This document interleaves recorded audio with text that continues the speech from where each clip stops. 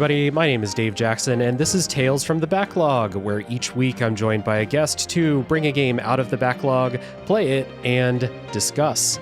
I have a wonderful returning friend of the show with me today. She is a writer for Epilogue Gaming and podcaster with Left Behind Game Club and a real seeker of the truth. Welcome to the show, Flora Merigold.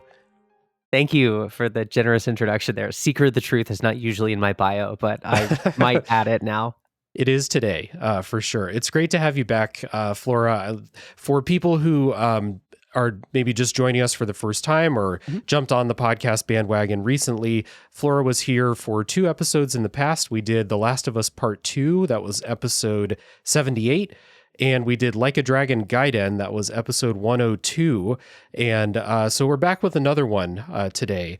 A really interesting game to talk about. We're going to talk about Persona 4 Golden today. It is an RPG developed and published by Atlas and Sega for the PS Vita in 2012. And this is, of course, an enhanced edition of the original Persona 4, which came out in 2008. So, again, if this is your first time here, thank you for stopping by. Here's how spoilers work. We are not going to spoil the story of Persona 4 Golden for a while, and you can check down in the show notes for a timestamp for when those spoilers begin. Otherwise, you're safe until we warn you. And I think it might be a while before we get into spoilers in this episode today. So you're safe for a while. All right. So what is Persona 4 Golden? For people who don't know much about this game, but they clicked on it anyway, the real heroes out there, I have the elevator pitch. Persona 4 Golden is small-town murder mystery hijinks with a backbone in Jungian psychology. Flora, what's the pitch for you? Just to balance out your seemingly academic framing of this game, I said Pokemon for depressed weebs.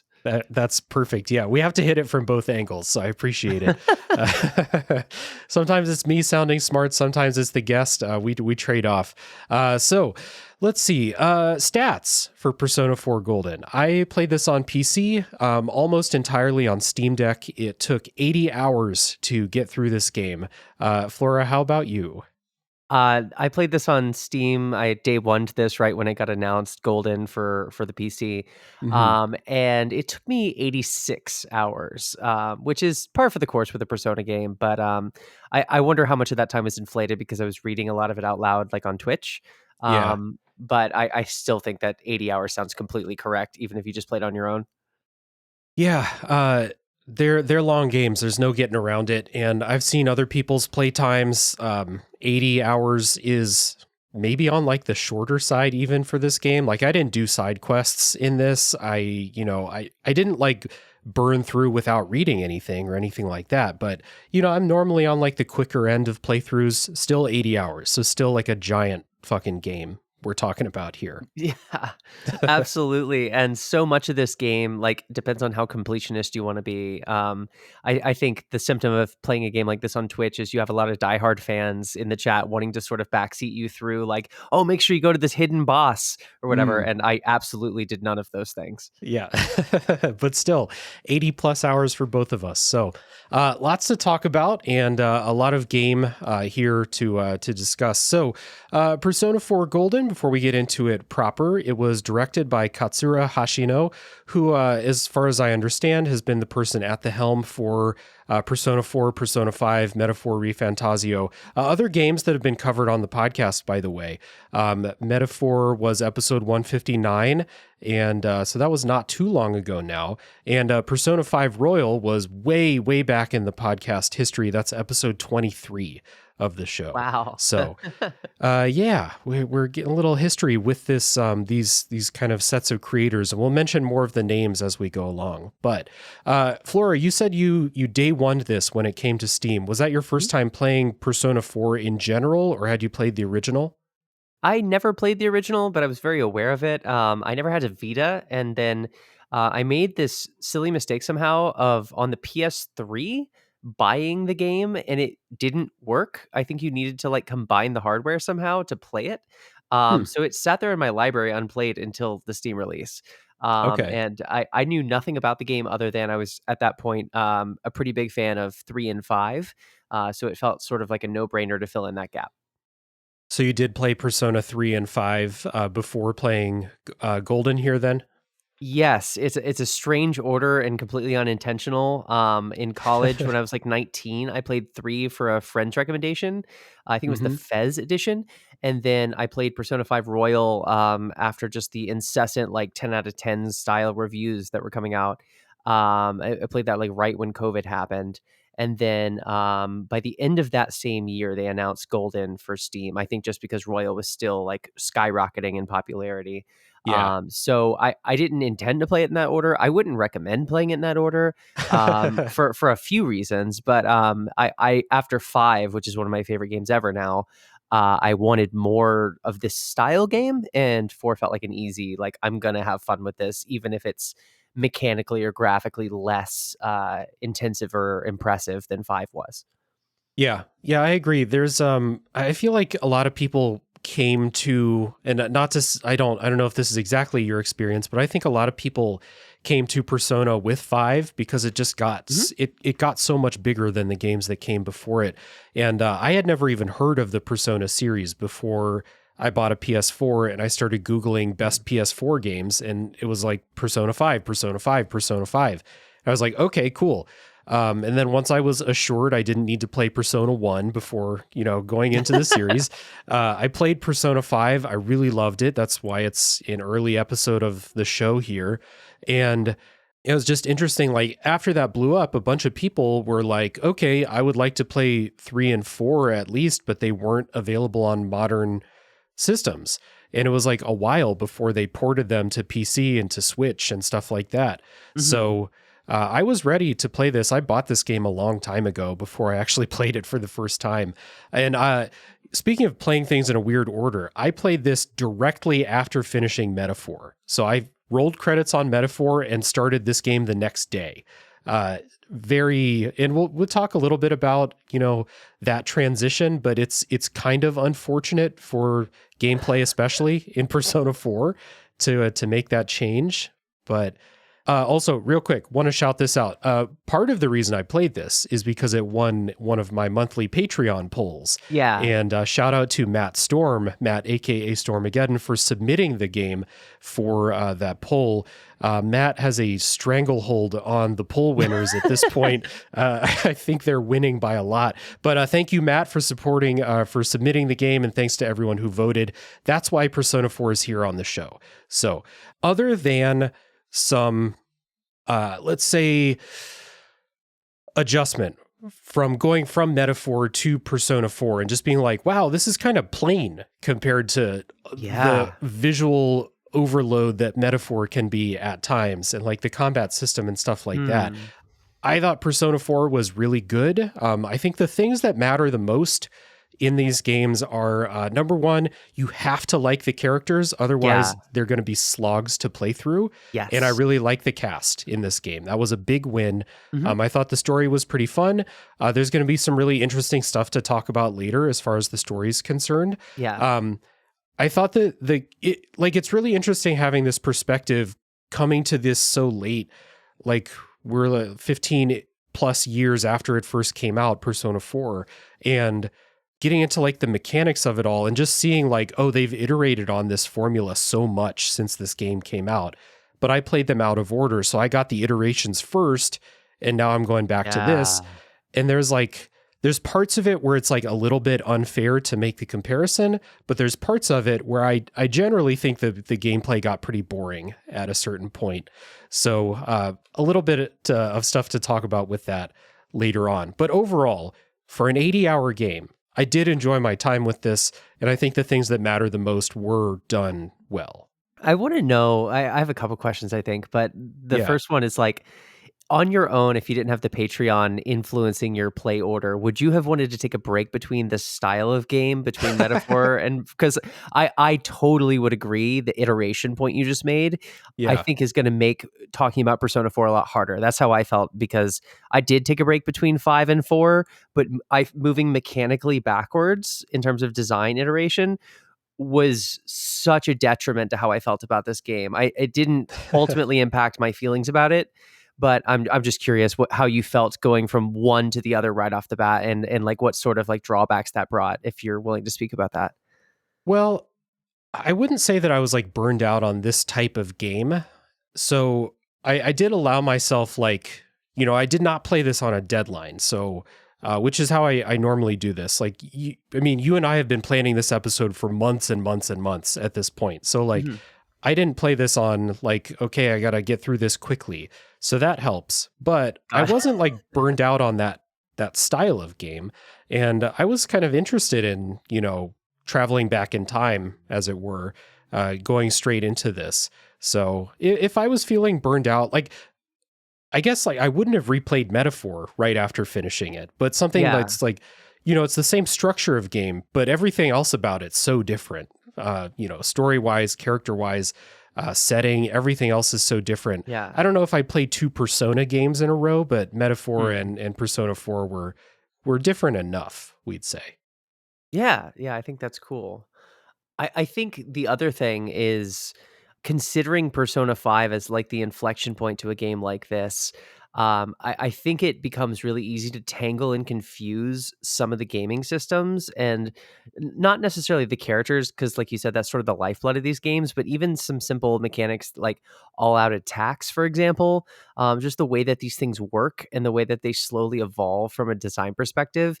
I think that that's something that, like, when you talk about the Persona games, it can get really messy because some of those systems become really fluid in your head, Yeah. compared to the characters themselves. They're very distinct. Yeah. And I played Persona 5 5 years ago now, something Mhm. like that. So I don't remember, even after doing the podcast about it, I don't remember, like, minute details about the mechanics of Persona 5. And I barely remember the character stories at this point. It's Yeah. just been so long. So you're right. Like, there is like a whirlpool of Persona mechanics up in my head, and I can be like, this is how Persona 4 works, but I'm not sure I could say a lot of examples of, like, this is how Persona 5 is slightly different. Right. We may make some comparisons throughout the course of the conversation. It's really interesting to throw Metaphor into that mix too, because in that Yeah. episode, you played Metaphor too. So, like, Mhm. in the Metaphor episode, I kind of talked about how Metaphor was like them being like, we've mastered this. Like, Mhm. we know exactly how to make this kind of game. We know what works. We know what doesn't work. So now we're just going to throw in all these flourishes and stuff like that. That's the one where the comparisons are the closest, I guess, for me. Yeah, yeah. I know this isn't a metaphor podcast. I'm tempted to go down that rabbit hole and, like, talk a little bit about the comparison points there. I do ultimately think that those games are all, like, they belong in the same cluster, in the same, like, sort of gaming sphere and universe. And I don't know that I would recommend Metaphor to everyone who likes the Persona games. I think single-handedly the strength of the Persona games is the energy of them, which largely comes through the music and Hmm. the, like, aesthetics, and Metaphor feels like a fundamentally different thing at that point. Yeah. Did you have any, quick top level thoughts about Persona 4 here before we dive in? When I think of this game, I think of something like I think there's, like, a couple visual themes and motifs that stick in my head more than other parts of this. Like, just Hmm. a quick, like, bullet point. I think of Persona 3 and I think of, like, Tartarus, where you have to, like, climb this infinite tower. Hmm. I think of Persona 4 and I think of, like, the fog in the game aesthetically, and also the TV world and, like, the pop music that's just so catchy. Hmm. Persona 5, I think about, like, the flashy menus and the interlocking mechanics and, like, the immersion in the Shibuya sort of world, and like the acid jazz. I think it's sort of trite to talk about. Those all, because of their aesthetics, feel different to me, even though the structure of the story are basically identical. And when I think on Persona 4, like, there's a couple high level things that I mentioned in the article I put on Epilogue Gaming. I'm sure we'll get into that more in the Yeah. spoiler half of this. Those things come to mind for me, but also there's some just striking character designs and some really brilliant, like, motifs, like the Juness jingle, and, like, the way Oh, that yeah. this, like, pseudo Walmart thing, like, takes over a small town, or, like, Teddie being this over the top, horny, annoying, kind of cringe inducing character that I think, like, a Hmm. teenage boy might be able to relate to. But as you grow up and you start to, like, see Teddie in a little bit of a different light, he becomes concerning in some places. Like, Yeah. there are things like that to me that I think of first when I think of this game, rather than Hmm. the individuals of, like, important story elements like the serial killer dimension to this. Yeah. Fair enough. Well, we do have a lot to talk about, so let's take a break. We'll listen to a bit of music, and when we come back, we will set up the story for Persona 4 Golden.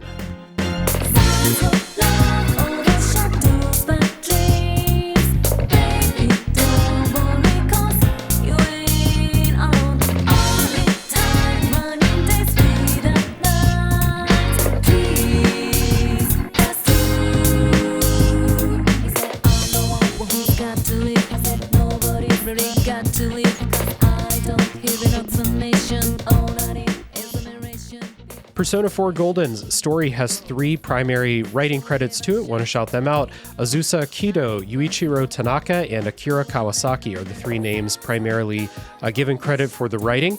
And in Persona 4 Golden, you play as per tradition, a mostly silent protagonist, a high school boy sent to live in the rural town of Inaba for a year while your parents work overseas. And shortly after you arrive, it's a small town, it's a sleepy place out in the mountains, and 2 murders happen in the town. First, a TV announcer gets killed, and then the next person to die is the high school girl who found the announcer's body. Both victims were found hung upside down from high places like a telephone pole. So, you have, like Flora mentioned before the break there, we have like this serial killer storyline going on. And the way that you get involved in that is your character, along with your new school friends, Chie, Yosuke, and Yukiko, follow a rumor that looking at a powered off TV at midnight on a rainy night will allow you to see your crush. It's a very like middle school, high school ass urban legend that you're following. But instead of seeing your crush, you see people in distress. And then the next day you find that person dead.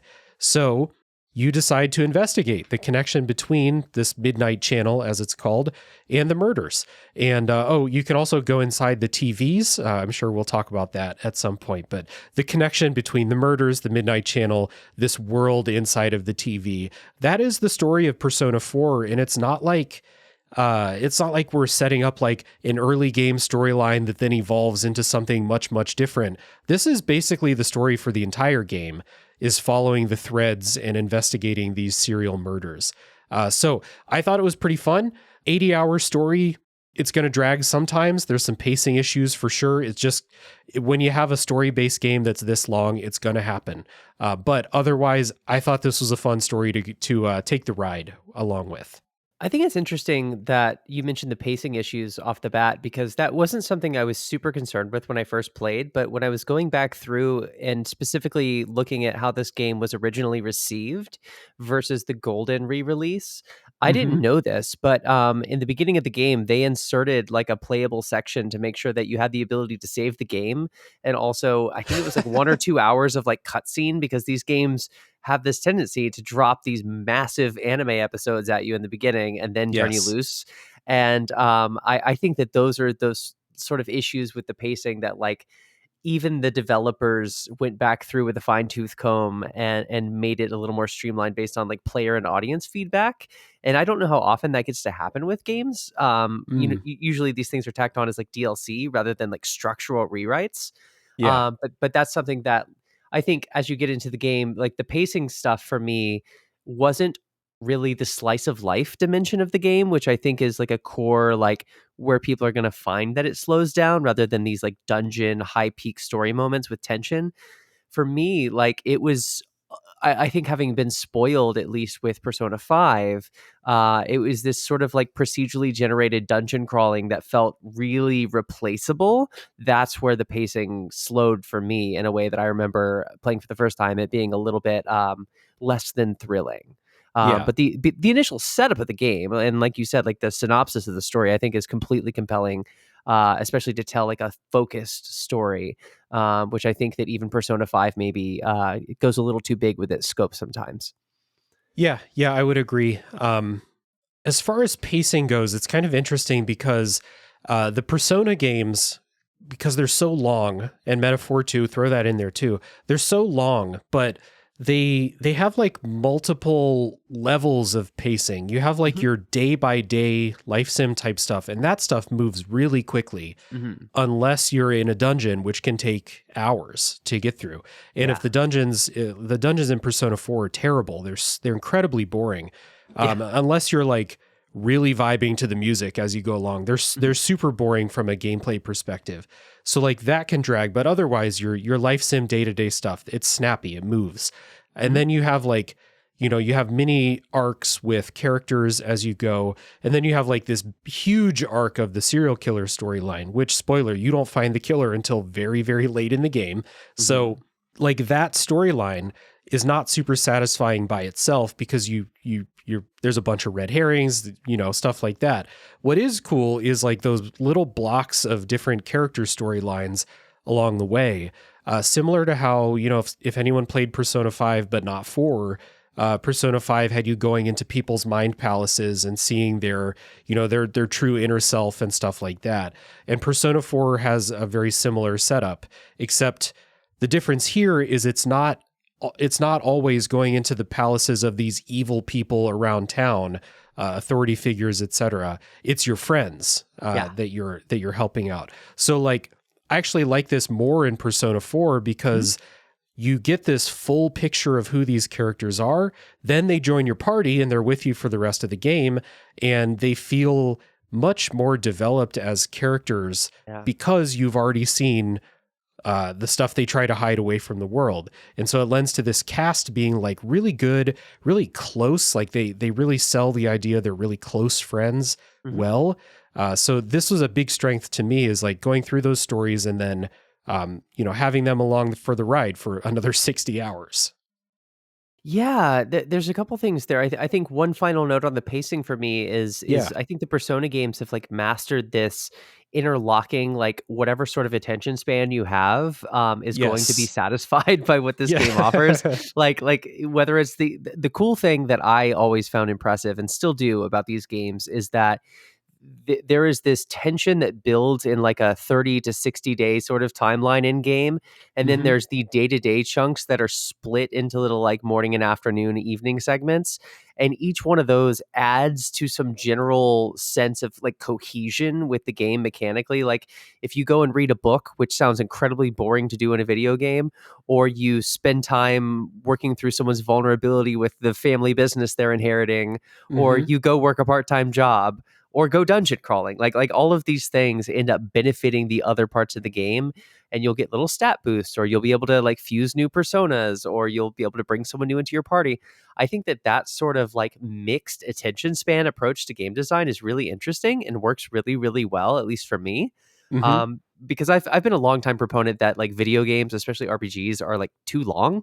Yeah. And I don't think this game needs to be that long either. I'm usually someone who will say trim 20% out of this game and it's a stronger game.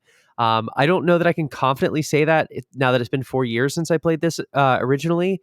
But the other part that you were mentioning that I wanted to just chime in on is I also want to echo the sort of like multidimensionality of the characters. And I find that even though I spent 150 hours in Persona 5 Royal and feel like in some ways I had to have spent more time with them, the in front of and behind the mask sort of personality interactions that you have with people, and like learning what's going on beneath the surface, as well as the insecurities they have, as well as the outward projections they give to other people, like you have a really complex and sort of three-dimensional view of these characters that I think makes empathizing with them, even though they're often immature high schoolers that Yeah. have very little wisdom to offer. And in fact, there are some people who, in this game in particular, we'll speak about, I think, again, spoiler section later, maybe not the best people to keep in your friend circle.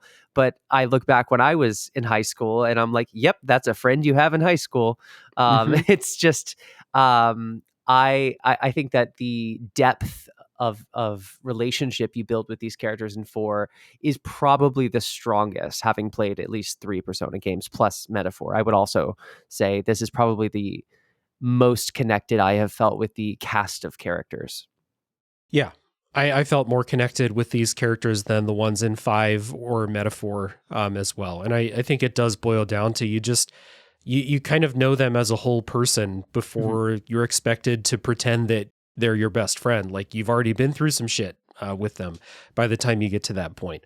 And you're right. Like they sell really well that these are high school kids too, in a lot of different ways. It starts with the fact that you're following that urban legend about the TV and stuff like that. But the characters are flawed and insecure in ways that high school kids are flawed and insecure. And, there's one character that's really fucking homophobic, and it sucks to see. But when the scene went on and we moved past the initial shock of the moment of being like, what the fuck's wrong with you, man? You start to think back and like, maybe I hope it's getting better. But thinking back to me when I was in high school 20 plus years ago, it was like, well, like, yeah, I knew people like that. And like, before I met a gay person, who knew how I would have reacted? Before I met a gay person, I was like, oh no, everything's normal. They're just a regular person. It sucks to see characters like that, and it's not everybody, to be clear, but you see something like that and you're like, man, that sucks. And then you think about it and you're like, I guess it makes a little bit of sense. Like I wish that character wouldn't be that way, but it makes a little bit of sense. It got me really thinking about, Atlas in particular has had some very problematic representation in their games of gay and trans characters, especially. I played Catherine and that game's, yeah. So like they have had like actual like bad representation in the past. And in this game, it really got me thinking of like, okay, irresponsible, bad writing versus writing problematic characters. There's a difference there. And this game really got me thinking about that. I hate to keep just saying spoiler wall, but we'll this does feel like a moment of like, I have so much more to add here, but all of it would need very specific context. Yeah. I think that what you just highlighted that I would say has taken me some time, and I felt myself soften since I published my article a couple years ago, is that instead of condemning the game entirely, which I think I originally sort of did, I am now more content to I can condemn the framing of the writing because I wish there was like a lesson learned presented by the game, or I like agree. we saw outside characters push for growth of this incredibly homophobic character. But at the same time, I don't think that makes it bad writing, and I don't want to excuse something for being like a product of its time or its culture, and that just being the entire excuse, and we can move on. But I feel less condemnatory than I think I did at the time when I first finished the game, because it feels like this game really wants to, with one hand, explore LGBTQ themes, and with the other hand, wants to end up sort of pushing you away from them as like potential avenues and pathways for characters to grow and to exist within. But again, spoilers. Yeah, that's a pin that we'll pull back out later for sure. Something to revisit. It's really interesting. We will have an interesting talk about that for sure. But otherwise, main cast, flaws and all. Even the character we were just talking about. If someone was just like, "Do you like this character?" I'd be like, "Yeah, I like them. They're cool." Yeah. So aside from Teddie, who, if you look at the key art for Persona 4, Teddie is the bear-looking character, the mascot character. I fucking hate Teddie. Teddie's in the Teddie's in the Tora zone. Tora from Xenoblade Chronicles 2, one of my least favorite video game characters of all time. Teddie's in that group. I cannot stand Teddie. Every single time Teddie was on screen, I was like, get this motherfucking bear off of the screen. Even before Teddie started getting into like pervert pest territory, I was like, I don't need this. And then it gets into a territory where I was like, what the fuck are they thinking with this character? Like, who is this for? So I know a lot of people out there like Teddie. I am befuddled by those people. But other than Teddie, basically across the board, I really liked your main cast that's in like your RPG party that you fight with. I like the side characters. I like your family characters, your uncle that you stay with, and Nanako, the little girl that lives at the house. It's his daughter. She doesn't just live there. She belongs there. Good characters, pretty much across the board. Just kick Teddie out. We would have a perfect cast, I think. It's funny because I've always had this sort of let's say, protective attitude towards the Persona mascot characters. Hmm. I never played the original Persona 5, but I remember people hating Morgana for the whole go to bed stuff. And I think I carried this like defensive, like almost like an anti-prejudice into Persona 4. And I was like willing for so long in my playthrough to defend Teddie. And I think that sometimes like overly horny characters can be funny. And the hijinks that come up because of Teddie are sometimes like laugh out loud worthy. I remember like cracking up at some bits. But then there are some other moments that are just like deeply concerning, like face palm, like furrowed brow. And Yeah. I worry how I would feel about him if I were to replay this now. It's funny that you have such a clear cut opinion of him because I tried so hard. I had 80 hours to arrive at a consensus opinion on Teddie with all the different things that Teddie presents. So yeah, not a fan. A lot of heavy hitting voice actors that I think contribute to some of Yeah. these characters being as memorable as they are. Troy Baker plays Kanji, Laura Bailey plays Rise, Yuri Lowenthal plays Yosuke, and then Sam Riegel does the voice for Teddie. Props to Sam Riegel. It could not have been an easy job to do that voice. But the voice acting across the board, I played in English, is really, really good. I mean, I just read those names. You know those names. They're fucking awesome. They're great voice actors. So it's really, really good. And again, I really like the family that you stay with. I felt the same way about the cafe owner, Sojiro, I think, in Yeah. Persona 5. Mhm. He was great. Dojima and Nanako are great characters as well. Just to like slowly get to know them and like I think you wrote about this, and I totally agree. It's not easy to have little kid characters that are like endearing and cute, and you want to actually like spend time with them. Yeah. Nanako's one of your social links in this game, and it's like, do you want to hang out with a 7-year-old or however old Nanako is? And my answer is, in real life and in most video games, is no, not really. But Nanako's great. Really like that character. Yeah, I want to maybe explore what you think is so likable or maybe sympathetic would be a different way of saying it with Nanako because my friends and I at Epilogue wrote, I think this was after I did my article. It was the most wholesome characters in gaming, and Uh we put Nanako on huh. that list. And like the like soothing, like welcome home, big bro, and like just.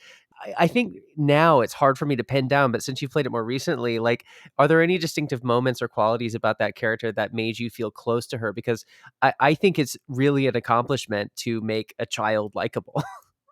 Yeah. And I honestly, I can't think of a lot of it. I just think a lot of video games don't try to make little Hmm. kids like major characters that you're going to spend a ton of time with. Yeah. Metaphor does too. And Marie and Metaphor, I think Mhm. that's her name. Yeah. She's great as well. But I think it is like, it's that wholesomeness that you talked about for sure.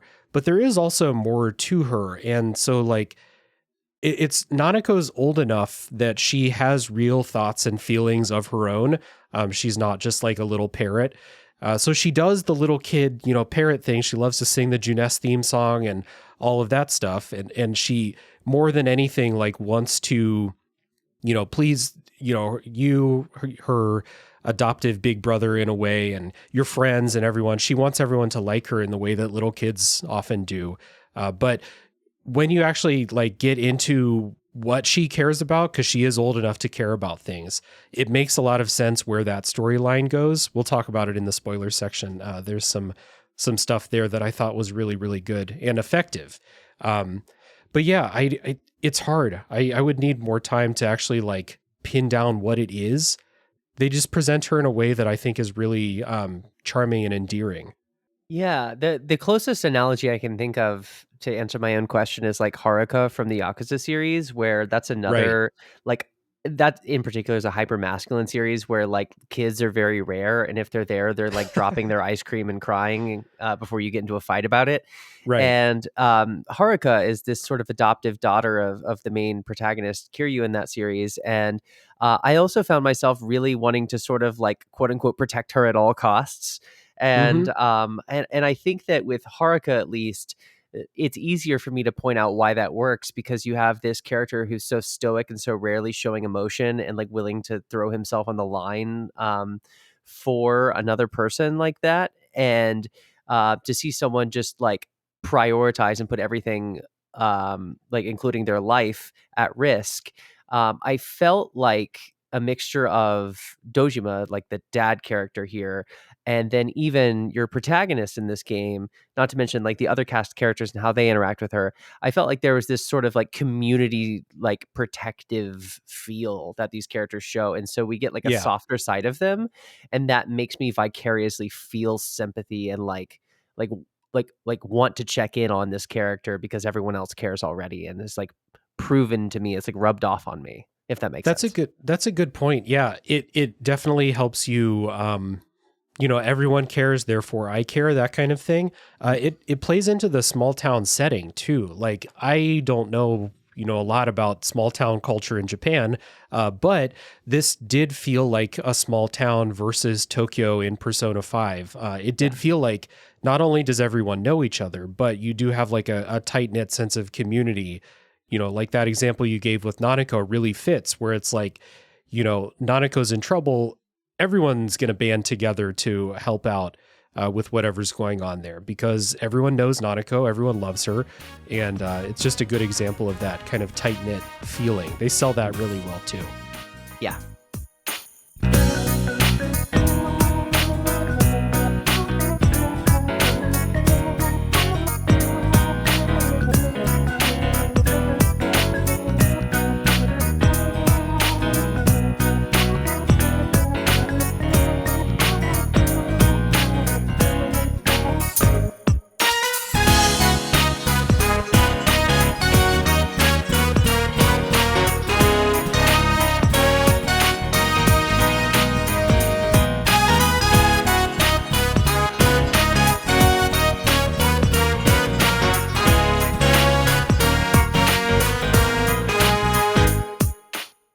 I have some themes written down that people should watch out for. We're going to talk about them in the spoiler section, but if people are going to play the game, things to keep an eye out for.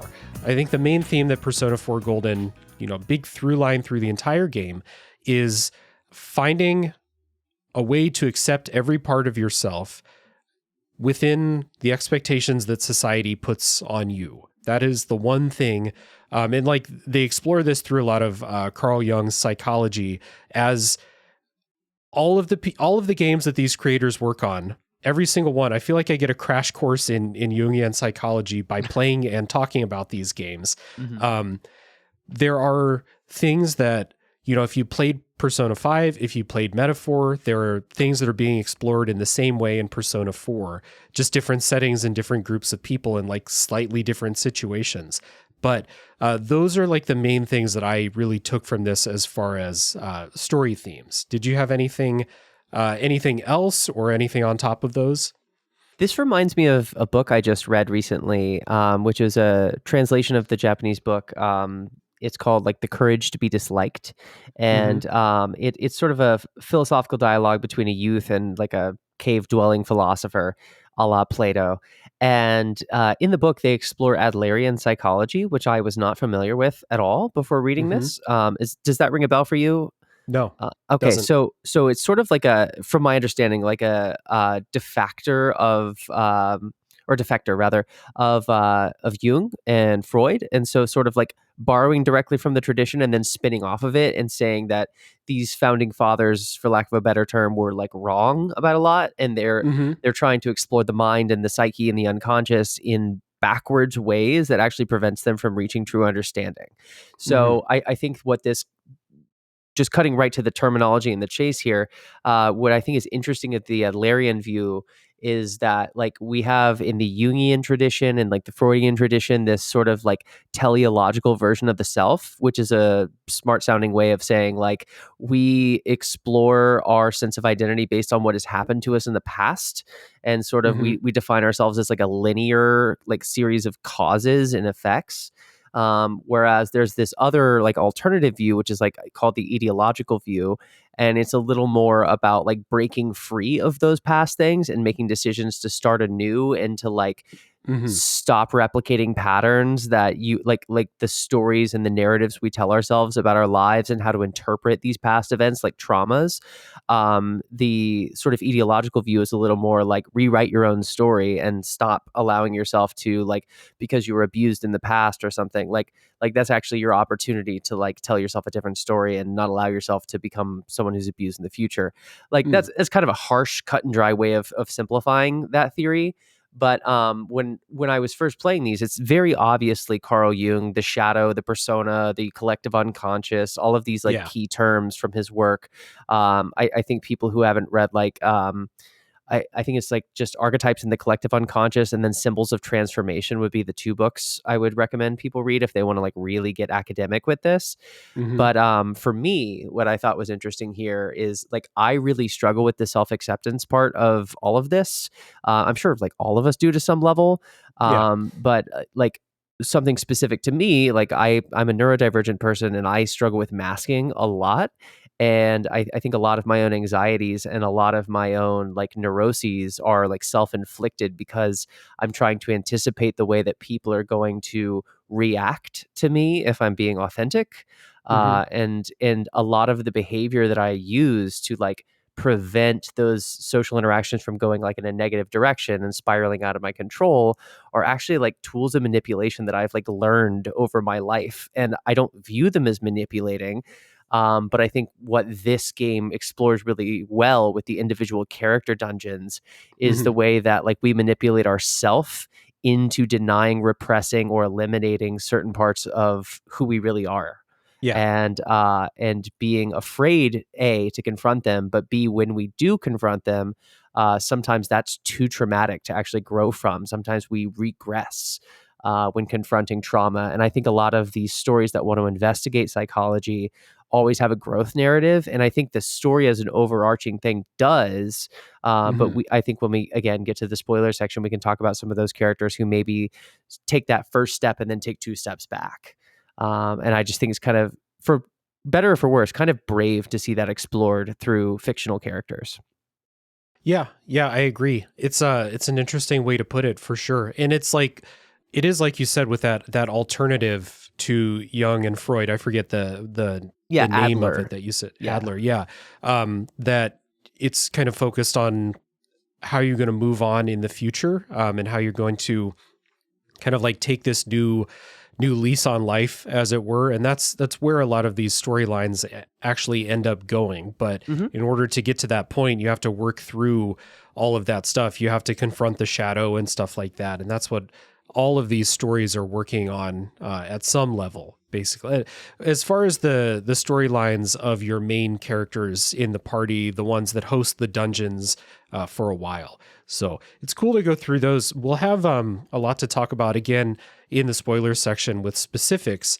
And maybe if I can remember to bring this up again, kind of the mechanism that this game has you use to confront those things is an interesting, could be an interesting topic of conversation later for sure. So there's a lot to discuss. The different characters are dealing with different things in interesting ways, I think. One other story thing I wanted to bring up, this is more of a service for people who have not played Persona 4 and are considering playing it. Golden, especially, not the original Persona 4. The new content that came with the Golden version, which includes, I would say, 20 hours of gameplay, a couple dungeons, some, new endings and stuff like that. Not bonus content. It is like the game. You buy Persona 4 Golden because you want the full thing. Just like in Persona 5, these are missable if you don't level up social links that, if you don't have context, seem very random to me. I'm glad that I got the idea halfway through my playthrough to just Google how to get golden ending content. And I followed a guide to do that because they were like, oh, you have to max this character's social link. And I was like, it was like, if there were any Arrested Development fans, it was like, her? So like, I think it's shitty that they build these out this way, that you have this, again, this is not like bonus content that's inconsequential for the story. This is the story. It's just being added on in the Golden version, and in Persona 5 Royal, it's the same way. I fundamentally disagree with this as a choice for how to have people get to that point. If you were to have played Persona 4, the original, and then you play Golden and you're like, oh, this new character, they're probably important, you might have figured it out. But for everyone who's coming to this new, like me, I think this is shitty. So please look at a guide if you're going to play this. Just Google how to do this. There's also some to me, seems a little less than obvious dialogue choices you have to make to get the endings and stuff too. So like, this is just very strange to me that they built this out this way. It's like a lot of people will praise game developers for, being okay with you missing the stuff that they made. But I think this is a bridge too far. This is not like missing an extra boss fight in a Dark Souls game or something like that. This is much, much more involved. So yeah, I don't like this. Please look at a guide if you're going to play this game. If I could echo that as well, I've actually never really played a Persona game without some sort of guide handy. That doesn't mean I'm like looking back every time I click the X button. Right. But especially when I'm going to decide how to spend my time, I think that's useful to sort of get a mark from other players and what people recommend doing. The dialogue in this game in particular has some very heavy consequences if you don't answer the right things. Not just will you fail to maximize the growth of your social links, you can have some characters die and get an actual game over if you answer the wrong dialogue questions. And there's a few other things like that where I just recommend like just skimming a walkthrough when you're at the next dungeon, or you're at the next arc, or you find a new location. I think that just kind of giving it a once over, and then you can trust yourself to play for a while too. Those things have been essential in my experience and have made the game a lot better for me. And I've never hit those hard fail states. I can imagine with some key characters here that can get, killed. That would be really distressing if I messed that up. Yeah, I'm sure it would be, for sure. It would just be even more distressing, in my opinion, if you were to just play the game. The game wants you to hang out with the people that you want to hang out with. And so if you play that way and you're just like, oh, I don't really care about this character, I'm not going to hang out with them. And then it's like, surprise, you don't get to play the extra stuff. And maybe someone would be like, well, Dave, why do you expect to get that extra stuff? But it's like, I'm playing this game, I want to see the whole story. It's not like bonus endings versus, stuff like that. This is like seeing the full story. The ending, which I suppose was probably the ending of the original Persona 4, seemed really anticlimactic to me before that bonus stuff started. So yeah, just check a guide. It's a weird thing they do, and I'm gonna do what I can to make sure I don't miss that stuff. So.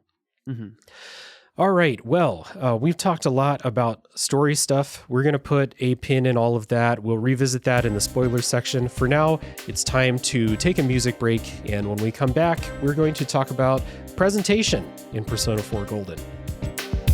Tell me why you did it. Every dream falling apart. Tell me why you did it after the promise.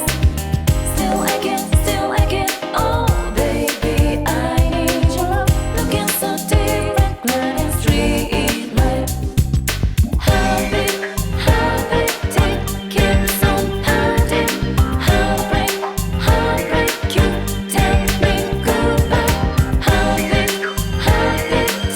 keeps on pounding. Heartbreak, you tell me goodbye. All right, so Persona games, pretty much across the board from what I've seen of 3, 4, 5, Metaphor, everything that this studio works on, they're all aesthetically very cool. That's the single word I would use to describe it. This is different from, Persona 5, Metaphor, very, very flashy in like every way, I would say. Persona 4 is a little more chill than that. You have the yellow primary color versus the red and black, or, all the stuff that's going on in Metaphor. But I love the just general, like, we're going to make it kind of cool to navigate menus. We're going to make it kind of cool to, see the UI elements and stuff like that. Visually, it's not my favorite way that a game's ever been presented here in Persona 4, but I would still say it's a pretty cool game.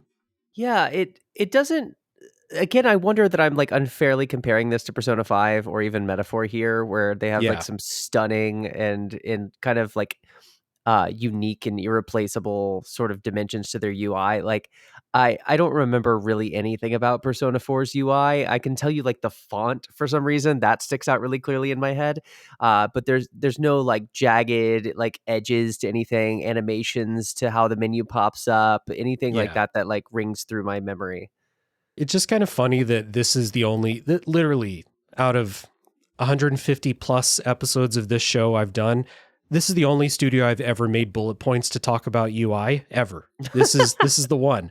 They've decided that we're going to make being in menus something you do in RPGs a lot. We're going to make it cool. And it's not as flashy as the later games. And you're right, like it's really not fair to say, well, therefore Persona 4's menus are boring. It's not boring. I mean, this isn't like Super Nintendo Final Fantasy menus or something that's like exactly what I was thinking. So it's cool. And then there's just a, visual flair every now and then. You've got the CRT filter inside the TV world. Stuff like that looks cool. Enemy designs and persona designs are really, really cool. Give me all your fucked up dudes from religions and mythology around the world. Give me your weird penis chariots. Yeah. Did they have the penis chariot in this game? Was that one in here? It had to have been. It's an institution. We riot if it's not. But all that stuff is really cool. If you were so inclined, you could probably look at every persona that you get. You could Google them and find like, oh, this is from some cultural mythology that I didn't know about. And that's kind of cool that's where they're drawing inspiration. Yeah, I don't remember a lot of enemy designs at this point because they feel, I don't want to say recycled between the Persona games and even Metaphor to some extent. But consistent, yeah. Yeah, exactly. They feel like, again, part of the reason I can joke in the little like one line pitch of this game and say Pokemon is because it feels sort of Pokemon-ish how like these consistent, let's say, designs carry through. The graphics and the animations on them are completely like, I would say better than average for the time period and when this game came out. And I don't know how powerful the Vita was as far as hardware. I can only imagine not. But it's really remarkable, especially what they were able to do to make even just the characters look distinct and create atmosphere through things like I mentioned, the fog. They're and even the individual character dungeons, like you look at them now on a blown up full screen on like a 1080p monitor or something, and you're gonna feel the age really quickly. But I imagine if it was jam-packed down onto a little handheld device, and you said that you play this sort of more in handheld, I bet that sort of design actually holds up really well. Yeah, I didn't think that this game looked old or anything like that. It just looked stylized for sure. I think the character models, when you're just like running around the world, are the things that look the oldest. They have like a kind of like the proportions are they look handheld. They look, like a lot of games will get like, even like some Final Fantasy games, they do like these mobile Switch versions of them with like chibi characters because they can't do the real thing. Yeah. And that's kind of the feeling I got from this. They're not chibi in Persona 4, thank God. But they still look kind of like, oh yeah, this was a PS2 game and then a handheld game. Yeah, it not looking bad, but that's not the thing I remember the best, we'll say. The characters themselves, their designs at least look cool when you get, especially like the drawn portraits of them, all the accessories or their clothes or something like that. Think of things like Yosuke gets... they gave Yosuke headphones to make you remember that he's a cool city kid out here in the countryside, because the kids in the countryside would not wear headphones around. That's for sure. But the character designs, their clothes and stuff like that, they're all pretty cool. Kanji with his, punk rock get up, Rise with her, like, her idol get up and stuff like that. All of that's good. Yeah, it's, again, to me, really remarkable how visually distinct these characters are. And I'm glad you mentioned the portraits because we haven't really talked about the anime dimension to this game. Yeah. I think it's sort of inseparable, not to mention there are literal anime adaptations of this game or each game. Hmm. But the Persona character art and the portraits and even just the simple animations they give them while they're talking is presented in a lot of ways as visual novel style. But it never lingers there too long for me and feels passive. Like it, these bits are, I would say, consistently no more than like 3 minutes of interaction before you like go back to running around the world or doing a battle or something. Hmm. And I think on one hand you have these like really low poly character models that like when they're stressed out they're gonna like gesture two hands out like and that's the way that we know they're stressed out, or they'll get like a little sweat bead on their forehead to know they Yeah. feel awkward. They're not sophisticated and there's no facial animation to really speak of. There are some pretty funny gags with their character models, but that's a separate thing. I think that one thing I remember visually about this game more than anything else, it's not the menus, it's not really the character designs in the 3D world, it's those like portraits and those like short little anime scenes that are interspersed. Hmm. Those things really elevate a lot of the art in this game, make them feel larger than life, and I think make you feel more connected to the universe ultimately. Yeah, I agree, especially with those little animated scenes. Those help out a lot, even as few and far between as they are. Yeah. They're only at big story moments throughout. Hmm. Not even necessarily with like big confrontations. It's just, planned out. I don't know, maybe there's 10 of them throughout the whole game. Like there's really not that many, but there's Yeah. enough to help for sure. And before moving on, I do want to give credit, of course, to the main person behind the visual design. Shigenori Soejima is the person who, again, it's a consistent like core group of creators throughout this studio's history, with at least recent history with these games. So there is definitely like a through line. Like I feel like you could look at any one of these games and be like, oh yeah, that's probably a Persona or something like that. So that's good. And then moving on to something that I think is not you know stuck back in limitations of hardware or something like that, we'll say something that does pop, which is the music. Shoji Meguro, again, is the main person behind the compositions. This soundtrack really grew on me as I was playing. I played 5-10 hours and I was like, yeah, the soundtrack's pleasant. I don't have a whole lot else to say. Maybe it's because of comparisons to later things that are flashier or more grandiose in Metaphor's case. But as this went on, these songs really, really, really dug in, and I really loved this soundtrack. They got super familiar. Some of the songs are really, really catchy.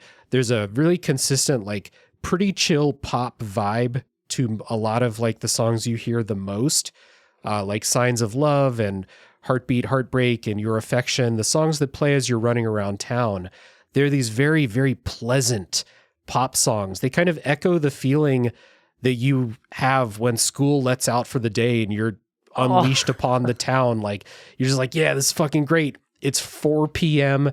It's not, the weather's nice. I don't have to be home for a while. I don't have a job. You have all of those things in this game, but you still about have to that say. feeling, right? It's like a very warm, pleasant feeling of just kind of floating through town. That's the feeling those songs gave me. I totally agree with all that. And one of the things that I think is particularly brilliant about the music in the Persona games is the way that these songs grow on you over time. Hmm. So again, just to remind listeners, my sequence of playing these was 3, 5, and then 4. And I think by the time I got to 4, I liked the music the least starting off. Hmm. But there, due to the nature of me streaming the game, there's the opening like animatic that happens at the main menu, and if you let Yeah. the main menu sit there for like a minute, it'll just loop it.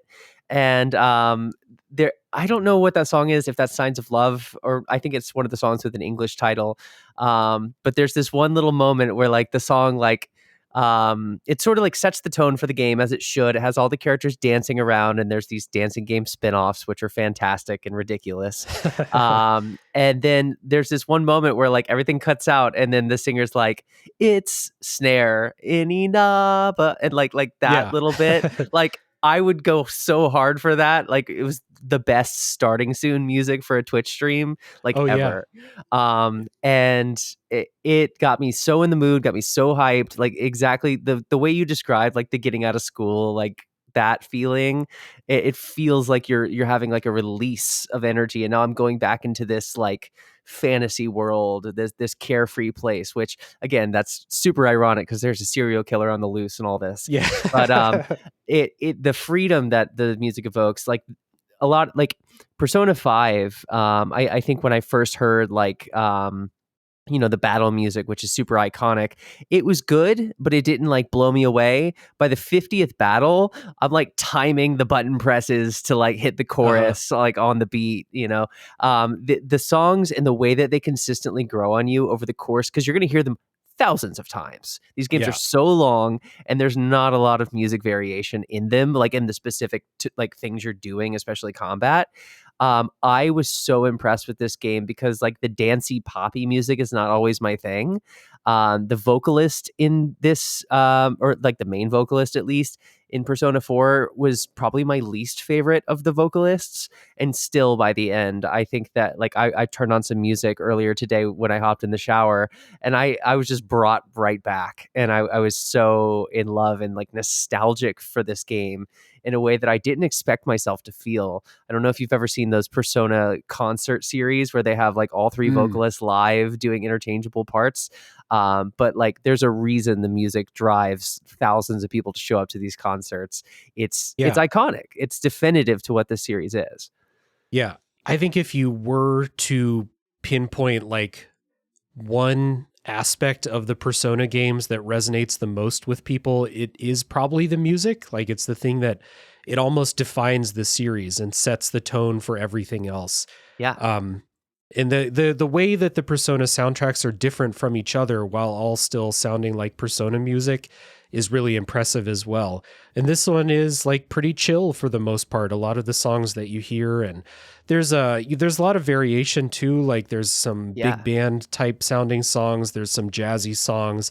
The battle music it's really a good thing you keyed in on that, like the way that the songs grow on you, because the battle track, for example, is a really weird song. It's like, it's a rap rock song that the first time you hear it, or if you were driving, you just heard it on the radio and never heard that song again, you'd be like, what the hell was that? And I was like, a really weird song. But you're going to hear it, 1,000 times as you go through the game. And I cried when that theme was brought back during the final boss. Like that, the way those things, there has to be like some combination of course, the quality of the music, but the way that repetition and like prolonged exposure to it really like makes you associate everything with that song, all the emotions that come with playing through the entire game and how much you love the characters, or hopefully, and stuff like that. All of those things can be like let out when that theme is reused in a key part in the story and stuff like that. It's really, really effective. And I don't want to like give the impression that I think it's just because I heard it 1,000 times, because I can assure you it, like, you can play any song for me 1,000 times. It's not going to make me cry on 1,001, these are really good songs too. But just how long these games are, it just popped into my head. You and I, we're big Yakuza fans. We did another episode about a Yakuza game. Those games are super long, and I have almost no emotional connection to Yakuza music, I thought about the exact same thing. Like there's the one song in Yakuza 0, which is like that intro animatic with like the distorted guitar. And I can't really think of any other music in that series. Like I know the music is impactful. The karaoke. Other than Baka Mitai, like we all have an emotional connection to that song. But like, just because a game is long and just because you're going to hear the song 150 times or whatever, doesn't mean you're going to be emotionally connected to it. And the Persona games, they're just, the music's great and you hear it 1,000 times. So like it's going straight into your heart. You're never going to forget some of these songs. Absolutely. Good stuff. Yeah. Anything else about the soundtrack? I don't Yeah, I I don't don't think think so. there's a lot more to say on that from my end. Yeah. I kind of wish there was because I think you can't really overstate the role of music here, but Yeah. I don't know them all by name and the individual tracks escape me a little bit. I think it's always interesting how these games have a couple like hard like metal tracks as like combat themes because like that's so Yeah. dissonant with everything else the game does. But Hmm. in traditional Persona fashion, like dissonance sometimes works really well and like Hmm. enhances the other stuff that's lighter and I don't know. That's something that I noticed, but I don't really know what to say about that other than it's a consistent theme in Atlas's music. So, yeah, on the subject of music, I think it's a good time to listen to a bit of that, and then we will come back and we'll talk about what it's like to play Persona 4 Golden. I face out, I own out, I reach out to the truth of my life. See, all the whole moment to now break away. Oh, but let me out, can you let me out? Can you set me free from this that in the world safe? In the last beat in the soul. All right, so Persona 4 Golden gameplay. We have two aspects of this. We have the life sim, and then we have the dungeon crawling and the combat. We've already kind of talked about the dungeon crawling part of this, so let's start there. As I said, you are exploring a dungeon that is manifested from a character's psyche, inner insecurities, etc. I think the themes of these dungeons are cool. I think the design of like wireframe dungeon layout is incredibly boring. Yeah. I think that it's, I actually do think this game is proc gen as far as like what a floor looks like for the most part. I think so too. Yeah. Yeah. And so like that, I know that Atlas has a long history of making dungeon crawlers. That's where Persona started as like more dungeon crawler than life sim RPG and Shin Megami Tensei and things like that. The experience of playing Persona 4 Golden, not great from this perspective. These were super boring. It's just like there is no intentional or interesting level design to these. It's just go down hallways, open doors. Hey, I found a staircase. I can go up to the next floor. Or do I want to keep exploring on the floor to find more treasure? The only thing that is interesting about this is resource scarcity. You're limited by your magic points, whatever they're called in Persona. I play too many RPGs. I can't keep track of the terms, but you're limited by that. So like if you want to do the dungeons all in one go, you need to kind of conserve that as much as you can. So like there's a little bit of interest in like how do I approach the fights, I suppose. And then the music is always good in the dungeons. But as far as like a gameplay experience, we talked about this earlier. The times when I felt like this game actually dragged, as in like, I do not enjoy what I'm doing right now, it was always when I was in a dungeon. Yeah. This is another point that I wonder with different goggles on if I haven't played Persona 5 or even 3, because the procedural generated like vertical dungeon of that game is in some ways purposeful enough to kind of work. These dungeons only work for me thematically, like you were saying. Like we can Yeah. say that like there's a very distinctive what I'm thinking of like a bathhouse dungeon. Yeah. Yeah, of course. And that's like very unique visually, and it has its own gags and its own flair. But the moment to moment of going around that place is completely forgettable. And there are things you can tweak in the menu that I didn't know about while playing this, but apparently in Yeah. this game you can adjust things like experience ratio, and you can kind of figure out like what you want your tailored experience of difficulty, let's say, to be. Mm-hmm. If I could recommend to people to just like crank up that experience and just blow through these floors, I don't think you're missing anything. Yeah. Whereas like Persona 5, you have mementos, which is I think the closest analogy for this, that's because like there's these individual character like dungeons, let's say, but they have like puzzles and like just Yeah. various different things going on in them.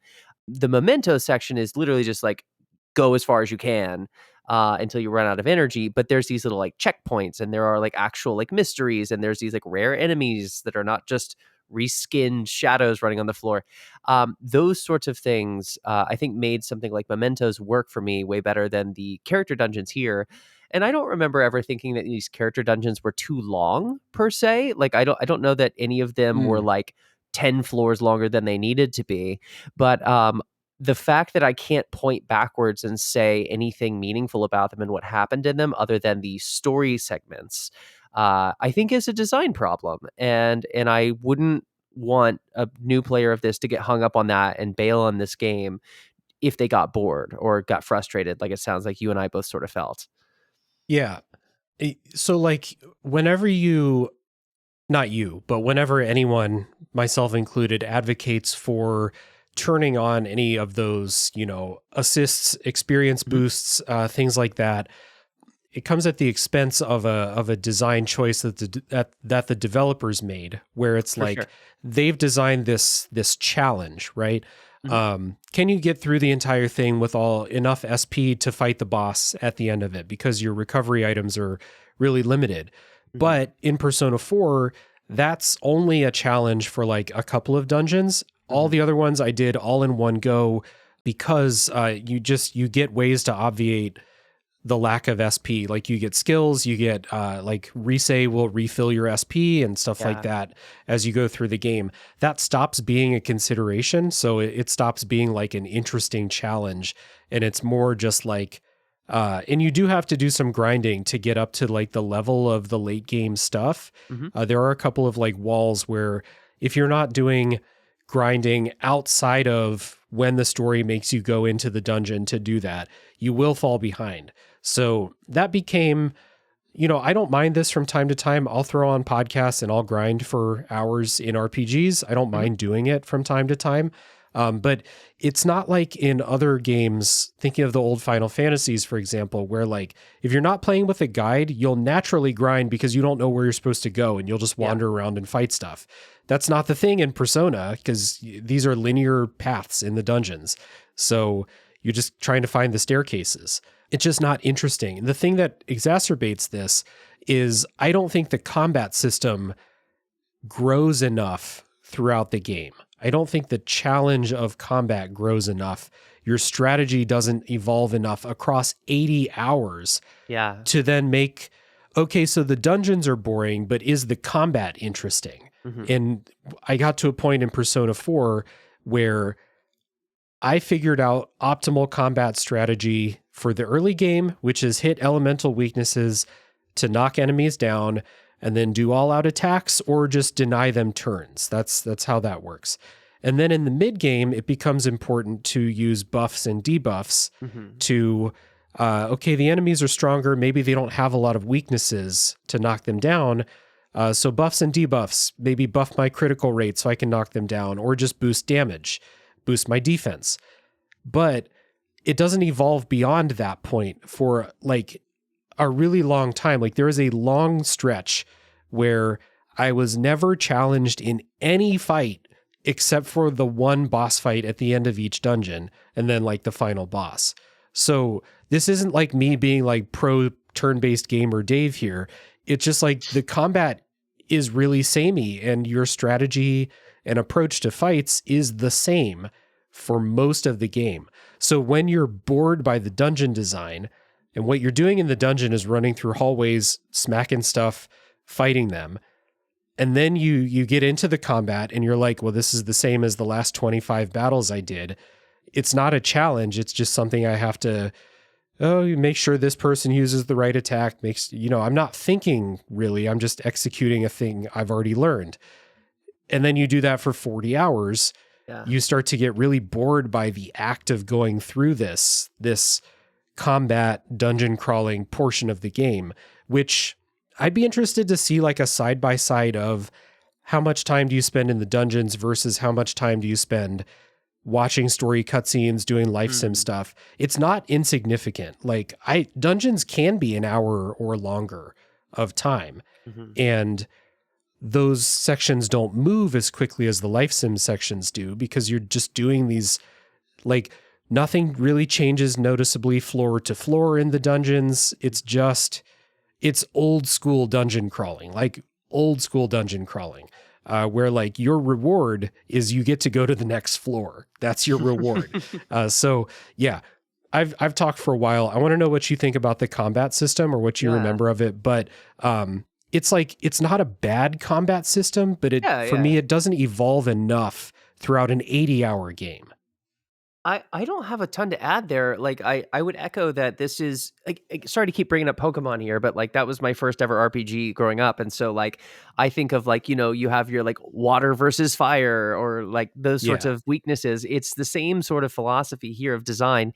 And I like that. That's simple, it's straightforward. It has me like a little like rotating wheel of things to kind of memorize and to practice and figure out. Like combat can be a puzzle when you first see an enemy for the first time.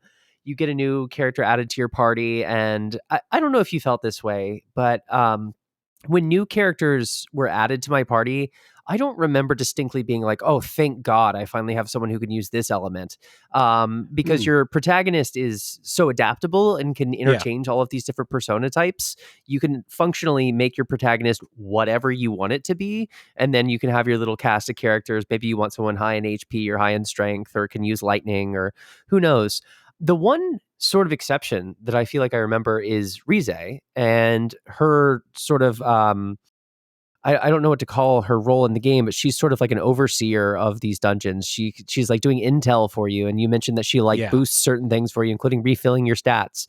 I think with Rize, that was one of those moments where I sort of remember feeling the difficulty curve wane once that happened. Not that she made it easy mode, but my attention to those systems and my like micromanaging of those systems started going elsewhere, which the blessing of that is this was a really great stream game. I got to have great conversations with people while I was running and grinding through.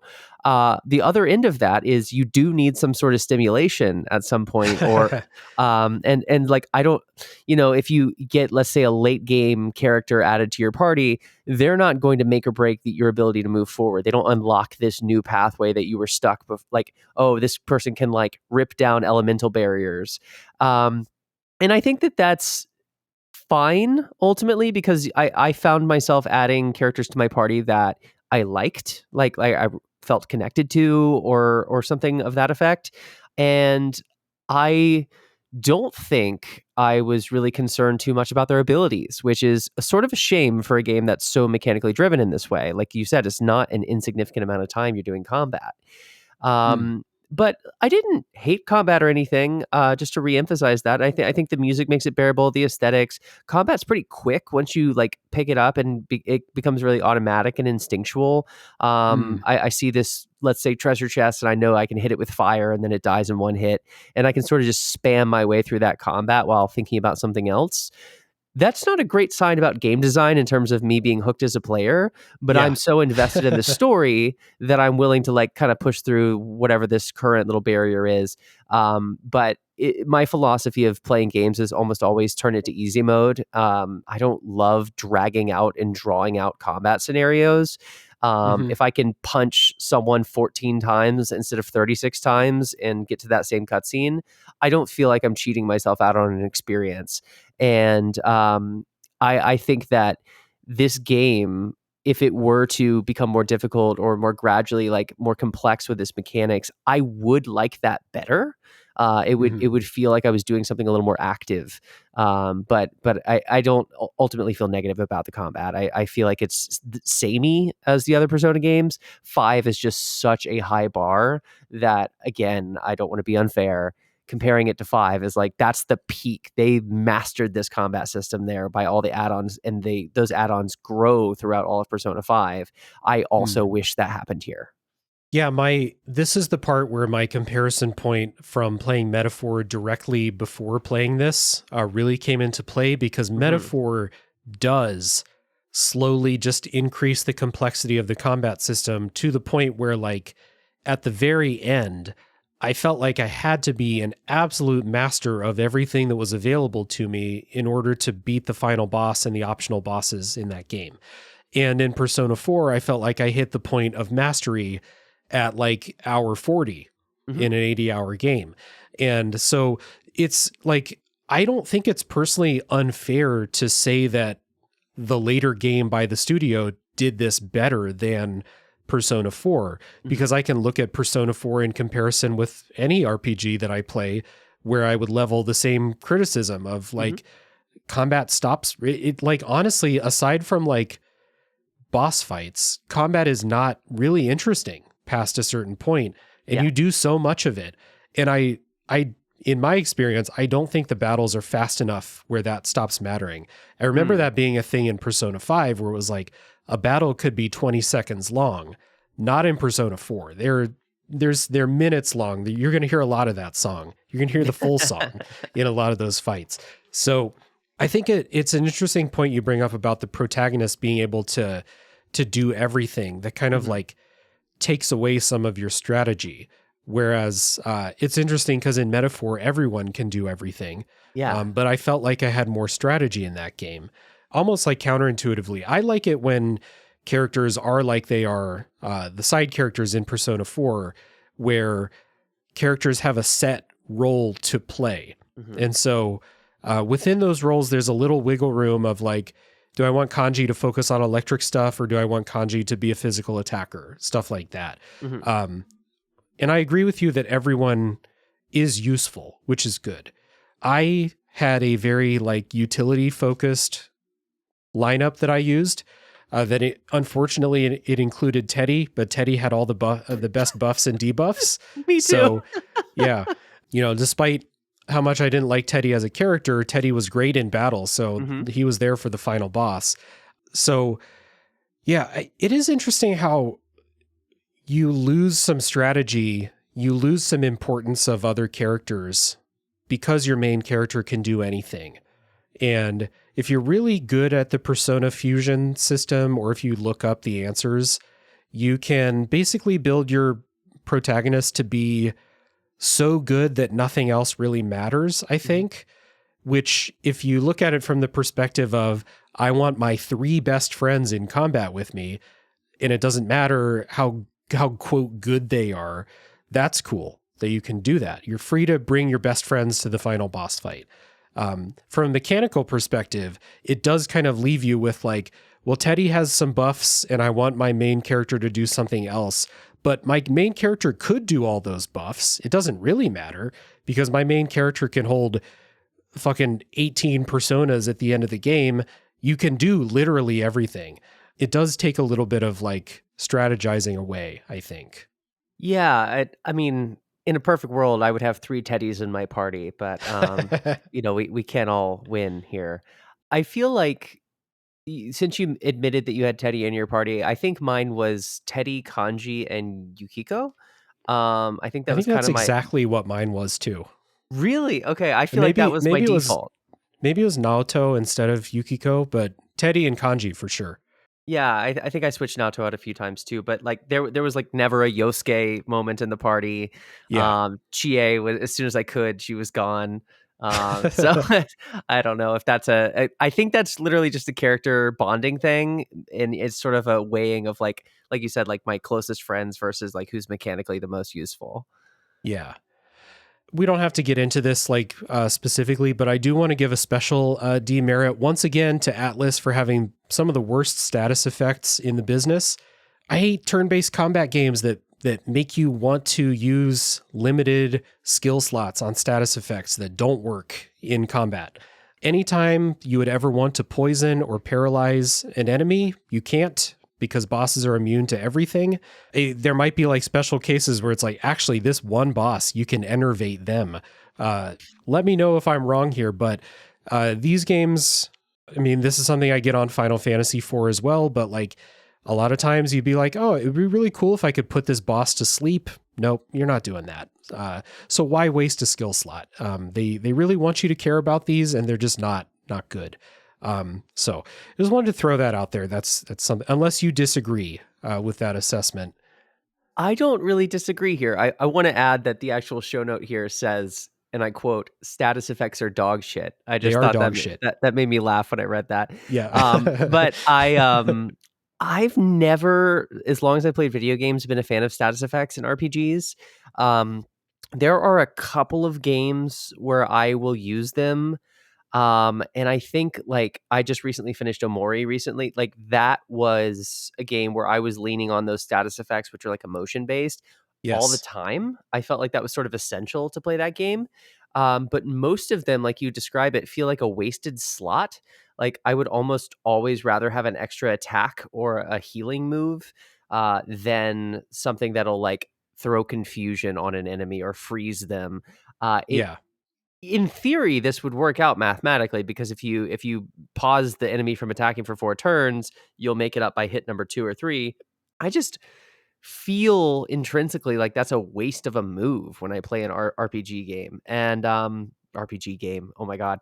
And I just I don't know why that is. It just takes a lot of like I have to overcome inertia to want to use status effects, and in Persona games, unless I am required to work through a boss, I don't engage with those systems. Yeah. Well, they don't, reward you for using them because yeah, maybe your basic enemies, they're susceptible to poison or forgetting or whatever the statuses are called, but you don't need status effects to beat the normal enemies. You just knock them down and you get the fight over with. But in boss fights, when you would like to take turns away from the boss, they're not work. They're immune. The only exception that I just thought about that might apply is I like in RPGs where a move will add a status effect that's in addition to an attack. Like Yeah. in Metaphor, for example, you have a number Yeah. of fire-based moves that if you attack with them have a chance of burning the enemy. And Yeah. therefore, if it does happen to dice roll and while they're burned, they'll lose a little bit of health each round. I like that because that feels like a win-win where the sort of gamble of a status effect doesn't cancel out the urgency that I feel to land another attack. So I think Yeah. that's the only thing. And I don't think Persona 4 ever does moves like that. Correct me if I'm wrong, but I don't I remember don't think anything so. working in that way.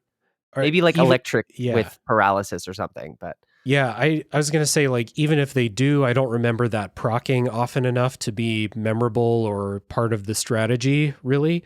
Yeah, it's interesting. Like, I actually think a lot of, especially turn-based RPGs where status effects come into play a lot, I think a lot of them are just bad at making them useful, but you only have to play a couple where they are really useful to then look down on the other ones that do feel like wastes of skill slots, yeah.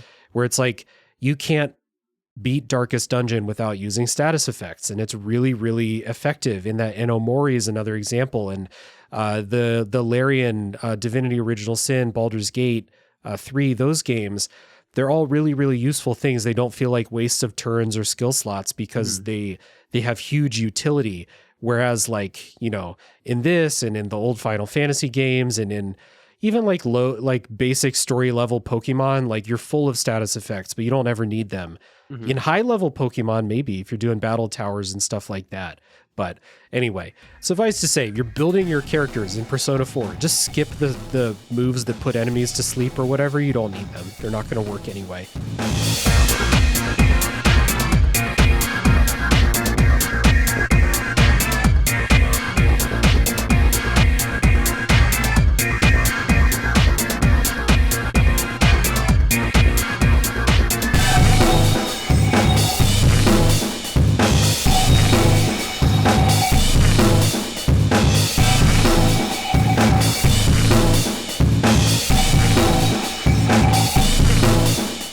The other portion of the kind of gameplay part of this is the life sim aspect, where you have 2 parts of the day, usually after school, and then the evening where you can go do activities. The game is on a calendar system. You always have a very ambiguous deadline as to when you have to do the thing. They'll tell you, like, make sure you rescue this person before the fog rolls in. They'll be like, look at the weather and guess when the fog is rolling in. I always just did it as soon as I could. To make sure I didn't miss it. But the activities you can do, you can go hang out with people, you can work, you get jobs to make money. You can go dungeon crawl if you want to go grind for levels or get items. There are side quests to do. I did not do a single one other than ones I accidentally did because they would be like, I need this thing. And they'd be like, you need to go back into this dungeon from like 3 characters ago. And I was like, I'm not doing that. I'm not going back there. So you're never getting your item that you want. So I didn't do any of those things. I really focused, maybe because I played Metaphor right before this, I really focused on hanging out with my main party members to raise their social links. But I wanted to ask you a question. It is a kind of like gamer psychology question on this type of game specifically. These games are built around you choosing how you want to spend your time, your limited time. And I wonder, do you actually want to hang out with these characters and read what they have to say and learn about their stories? Or are you doing it because that's what you do? I feel like I can only give you a complicated answer, and this is such a binary framed question. Well, it's a complicated question framed in a binary way. Yeah. I would answer differently based on the game I'm talking about. For example, I'll just use Metaphor since we keep returning to that as an example. I didn't care about 9/10 of the characters I was spending time with, and I was at a point clicking through and clicking the skip button on their dialogue because after 2 or 3 chapters with this character, I felt like I was dealing with a cardboard cutout and very little depth of character or writing, for me at least. I agree. I wasn't initially motivated to care about the character, and so I stopped caring sooner than I maybe should have. And I wanted to see the numbers go up. I wanted to see the little like rank number complete its little pie chart. Persona 5, I felt really differently. I really, really connected with a lot of the characters. And there were some side characters that were not core cast members of my party, but still would like unlock archetypes if I built my relationships with them, like the Shogi character I remember specifically, or like Oya, which was like a very negatively framed character for a lot of reasons. I have very clear memories with these characters, even like Kawakami and stuff. And then Persona 4, one of the things for me that happened in my playthrough is I always do prioritize my party members. I realized too late that I wasn't doing certain side characters and ranking them up. There's one, for example, the Death Arcana. I basically didn't hang out with her. And I didn't meet her until like the last chapter of the game, basically. Yeah, and apparently she's there on, let's say, like every Tuesday when it rains or something like really specific. It might not be that specific, but once I figured out how close I was to the end of the game, started panicking, and I think I got her up to like rank 6 or 7, and that was like killing me inside because there's this like inner completionist in me that wants to see all the story. And in a game like Persona 4, like I think everything we've both said about the characters pretty much is praiseworthy. Like these characters are well written, they are very well designed, we like spending time with them, they're multifaceted, and in a game like this, I do like spending time with those characters. It helps that numbers go up, but like there's like the nurse who you can go hang out with at night who like eventually like sexually assaults you, for lack of a clearer description there. And like I remember like making jokes about that and having a good time, and then like I was like, I don't know how I feel about this. Did I really learn who this character is or get anything out of this? No, I just wanted to make sure I unlocked this like number, this archetype. So I think it's super contextual, and even like the Yakuza games have started doing this, where you have to like build up your drink links with your characters and stuff.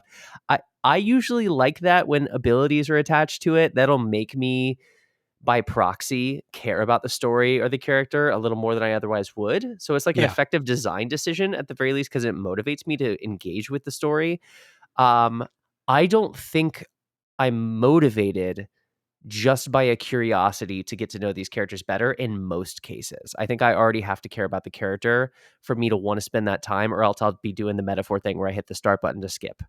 Yeah, I'm with you. It's kind of a question that like sounds more complicated, and I think most people are going to have like the same general answer where it's like it depends. But I agree with you that in Persona 4, I felt more connected to some characters, and like I generally did, like I wanted to hang out with Kanji because I was legitimately interested in Kanji's story. Yeah. Like Naoto had an interesting story. I thought Rise had an interesting story. I like actually most of the main cast plus Dojima plus Nanako, I was legitimately interested to see what they were going to talk about in their next hangout thing.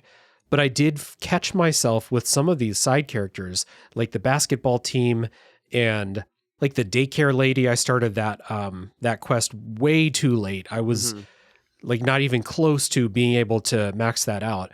And Marie, who's the character you have to max the rank to get the golden thing.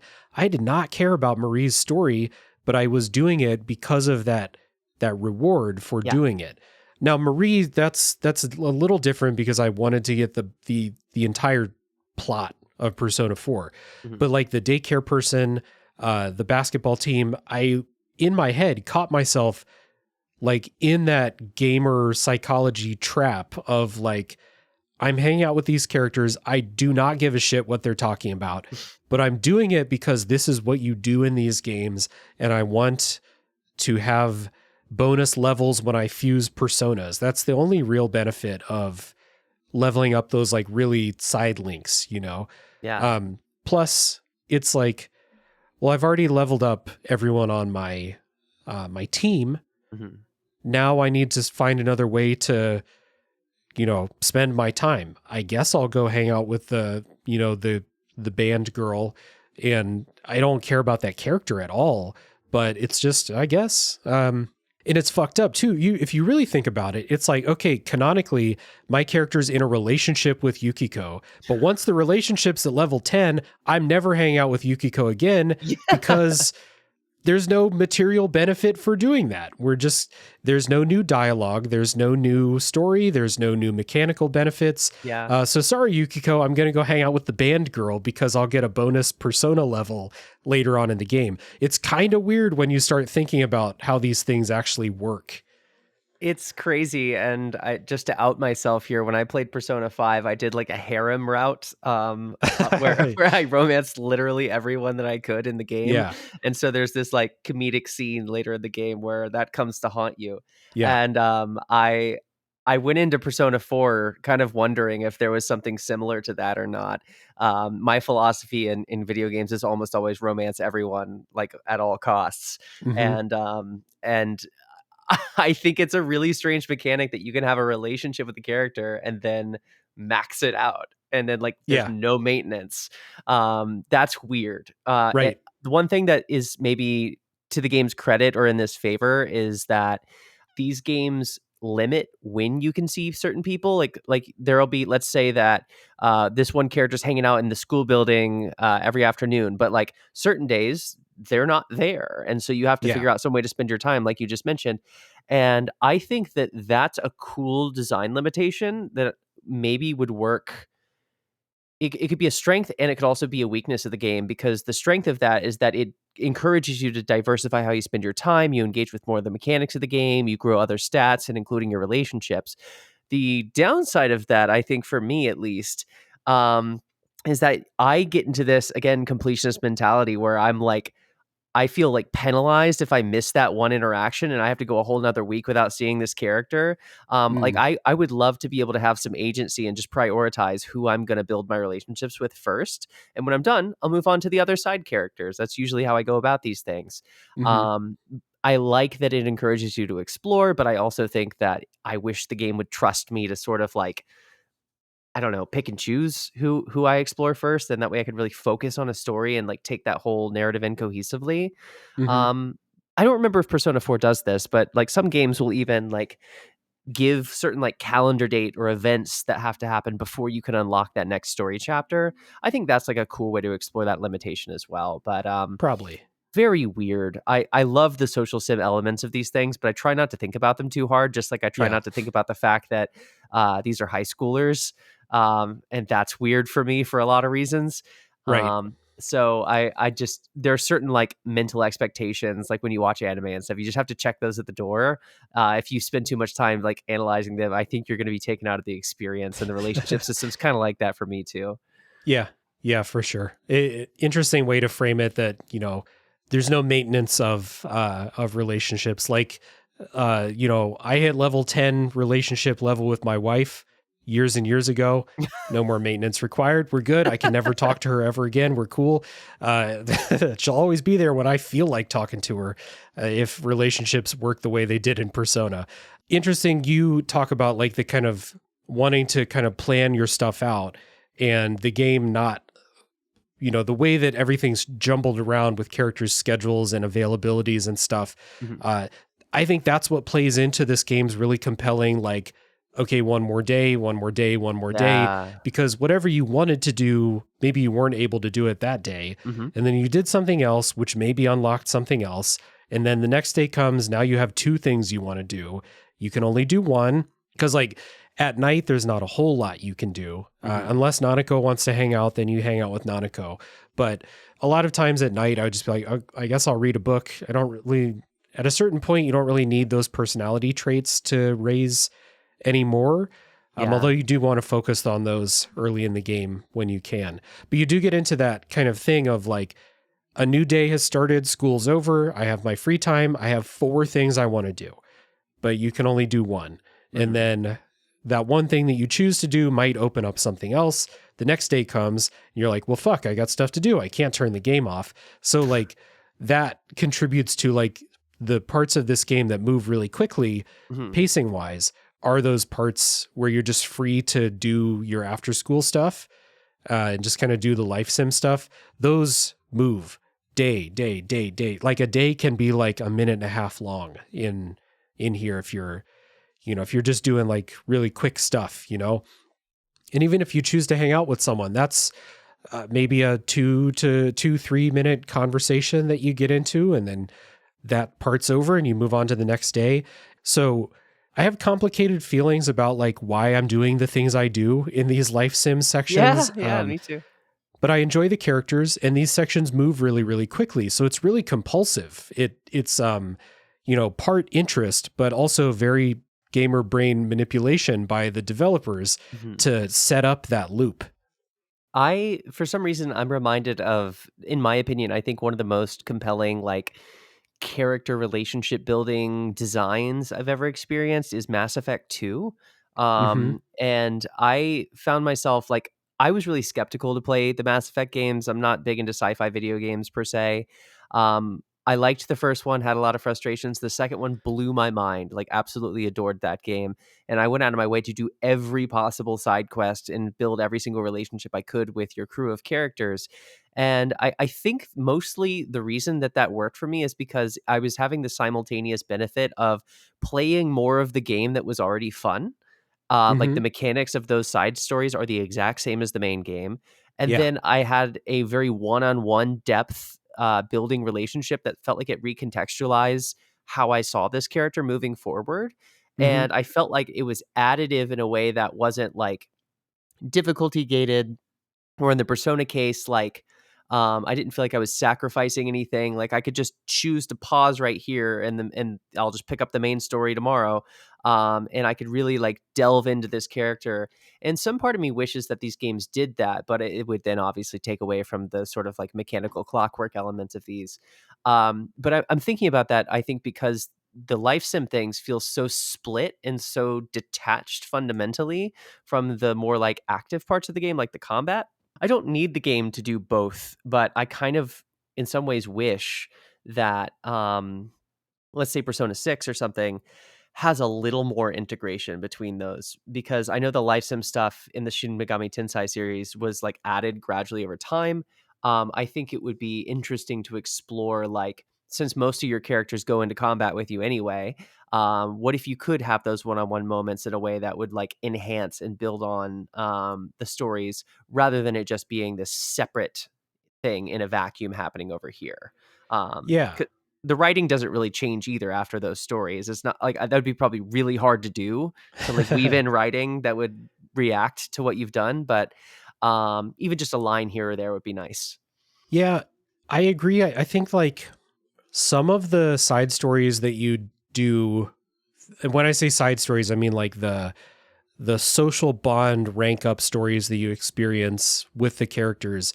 Some of those are that like next step after you do the dungeon that helps them become a little bit more okay with the part they hid behind the mask, right? And then like the side story that you do after that is then building on that like self-acceptance and taking that next step. But not all the time, or like at least not always in a really interesting way. And they help your characters, get new battle abilities. You can upgrade their personas by doing that stuff, but not in like moment to moment ways, I guess I'll say.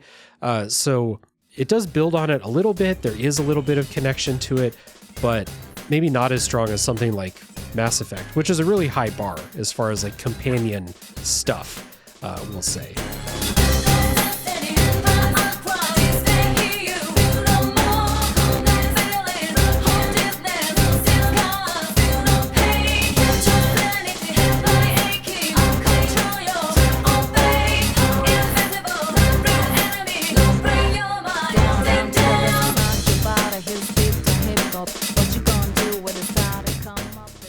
All right, so time to get into our kind of final thoughts here and recommendations before we do our housekeeping. As expected, we've had a lot to discuss and we have a lot ahead of us. So, Flora, who would you recommend play Persona 4? Any type of gamer in particular?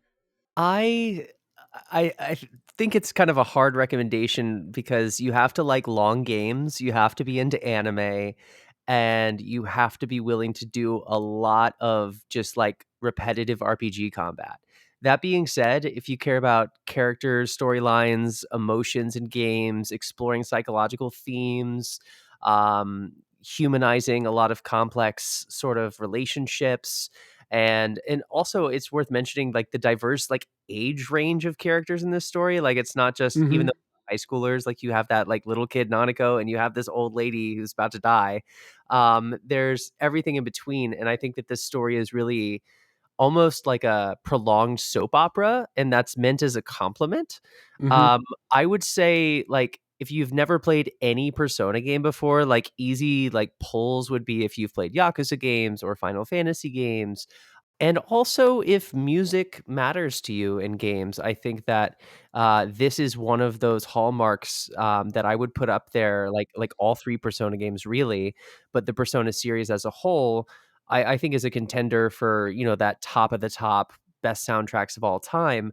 Um, we've talked a lot about the way the game is aged and stuff, so I think that there's some sort of quality of life that you have to bite the bullet of when you pick up a game like Persona 4 Golden. But if you like retro games in particular, I think you'll have a really easy time with this, and it'd be an easy recommend, especially if story games are your thing. So I think that's kind of like how I would case by case basis here, but look at the aesthetics. If they appeal to you, listen to some music. If that's totally in, then just buy it, go for it. It's like $20 on Steam. Yeah, thankfully, very available, pretty cheap, even at full price for sure. I think that, like, with the obvious caveats that the game is really fucking long, and if you're the type of person who like dabbles in games and never finishes them, then like I don't know if I would suggest that you play this. Just go listen to the soundtrack, and you'll enjoy that. And I don't know, go read about what happens or something, or listen to the spoiler section that we're gonna talk about here soon. But if you are up for that long game commitment, that's the biggest hurdle. After that, I think a lot of the criticism that we put toward gameplay, especially with the dungeon crawling, that may have been like a product of the system. I don't know if they could have built out bigger, more interesting, bespoke dungeons on the Vita in particular. Like Proc Gen may have been a technological conceit, but I do think it's super boring. You have to, like, you may have that experience, we'll say. Like, be aware. I think those are super boring parts of the game to get through. And eventually combat got boring outside of boss fights for me. But I was pulled along by the story. And, I finished most games anyway. But if I'm staring down the barrel of 50 more hours and I was like really not liking it, I would have pulled the plug and just said, "Hey, Flora, let's do a different game on the show." Yeah. But the story pulled me along, the characters pulled me along, the music pulled me along, of course. So if you are aware that you may have a slog at certain points, then I do think that this game is still really good. And like I said at the very top, almost 2 hours ago, accomplishes the most important things, which is gives you a good cast of characters, explores who those characters are, works with those characters as they change throughout the story, and you have an awesome soundtrack as you go along. So, and I mean, I've talked to people in Discord who did not share the same frustrations about combat and dungeon crawling that I had. So it might just be a me thing. You may not have that trouble. The biggest hurdle is the 80 hours. There's no getting around that, no matter how much experience boost you put on. Buckle up. You're going to be there for a while. So, all right. Pretty good recommendations for the both of us for Persona 4 Golden. Now, little housekeeping before we get into spoilers. As I said at the top of the show, Flora writes for the website Epilogue Gaming, and she also podcasts with Left Behind Game Club. So, Flora, please tell people about those creative endeavors and where they can find you.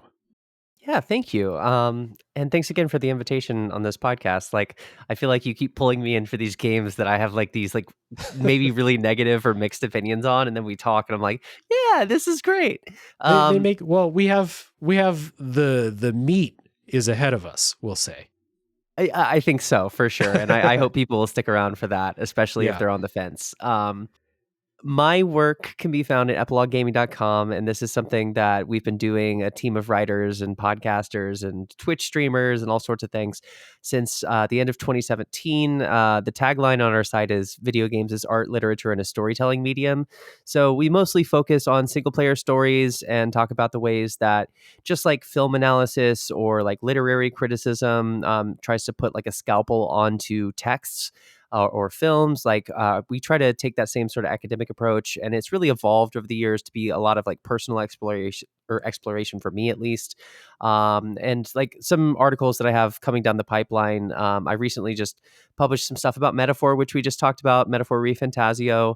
I should have some articles coming up on some other RPGs like In Stars in Time and Omori soon.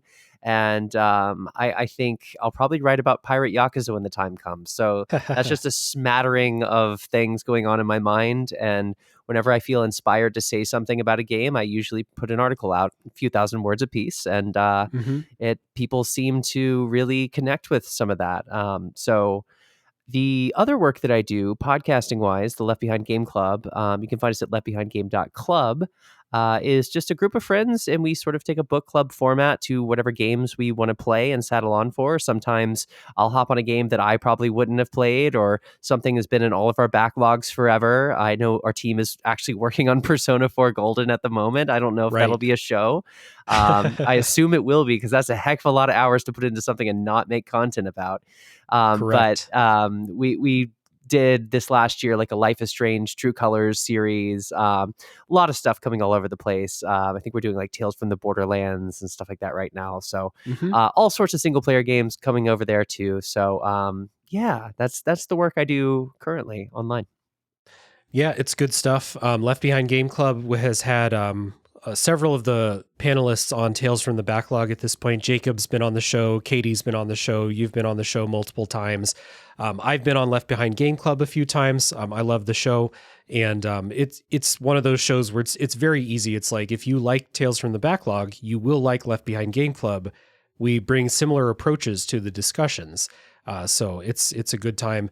And your writing is fantastic. Thank you. Honestly, I don't read as much written game criticism as I should, but I do look out for the stuff that you publish because I really appreciate the approach. I cannot wait to read what you write about Omori. It's one of the most interesting games that I felt intimidated to do that episode on this show, to be like, how the fuck do I talk about this and make sure I'm sensitive to the right things and all that stuff. I think we did okay, but it was it's a very deep game with a lot of possible things to talk about.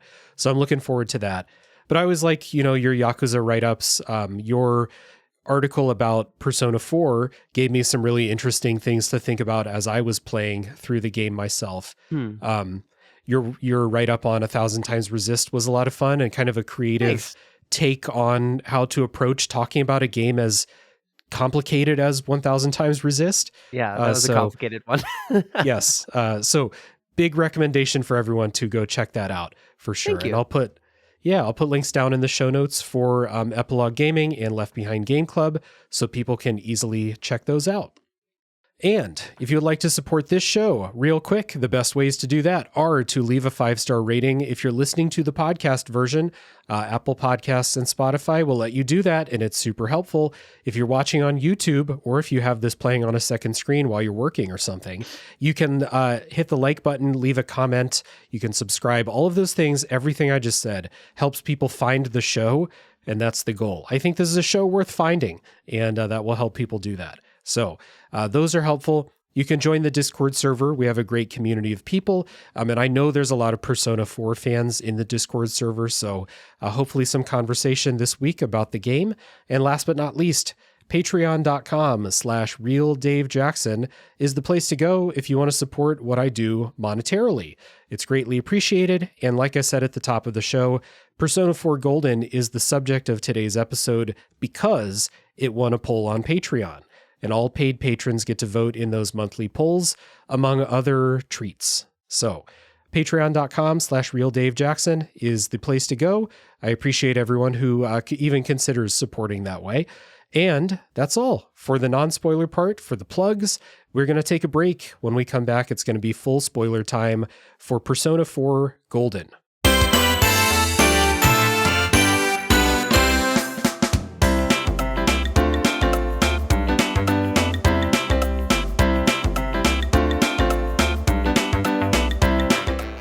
All right, before we get to full spoilers for Persona 4 Golden, one quick announcement and then the customary thank yous. So right now, as you're hearing this, if you're listening on release day, the monthly Patreon poll is up and running.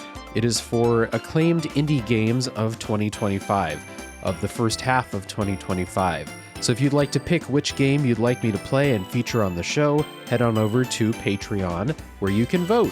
And as always, I'd like to shout out the wonderful people who support the show over on Patreon. Big thank you to Chris Nelson, the Top 3 Podcast crew, Zulgeek, Chris Copleen, Eric Guess, Rick Firestone, Nick Fakori, Jill, Soccer, Cupcake, Kyle, Christian S., Matt aka Stormageddon, JD, Doug Leaf, Jason Emery, Brian Skirsha, Jenny E., Marcus O'Neill, Stefan, Drellish, Rob Smith, Rigamort, Silcanet, Ashton Ruby, Levi, John E., and many more. Thank you all for your support, and if anyone out there would like to join these fine folks, you can do so at patreon.com/realdavejackson. Now, with that being said, let's go back to full spoiler time for Persona 4 Golden. All right, we're back. Full spoiler time for Persona 4 Golden, and a customary thing that I always say, here again, we're not going to go linearly through the story, so we might spoil something that you learn at the end of the game very quickly. We're going to talk about things out of order, so if you have not played and you don't want spoilers, this is the point. Like right now, you should stop. Go away, go play the game, come back in several months and finish the show, because, yeah, there's a lot. But so we're going to do that. Also, there's going to be some stuff we don't talk about because there is a lot. It's an 80-hour game. So we're going to hit on the things we find most interesting, and there might be some stuff we miss along the way. So this is not a plot explainer walkthrough type of spoiler section. We're just going to talk about the stories that we most want to talk about. I wanted to kind of approach the spoiler section by approaching it from this lens of the theme of characters finding self-acceptance within the boxes that society puts them in, the things that society expects of them, and then where they go from there.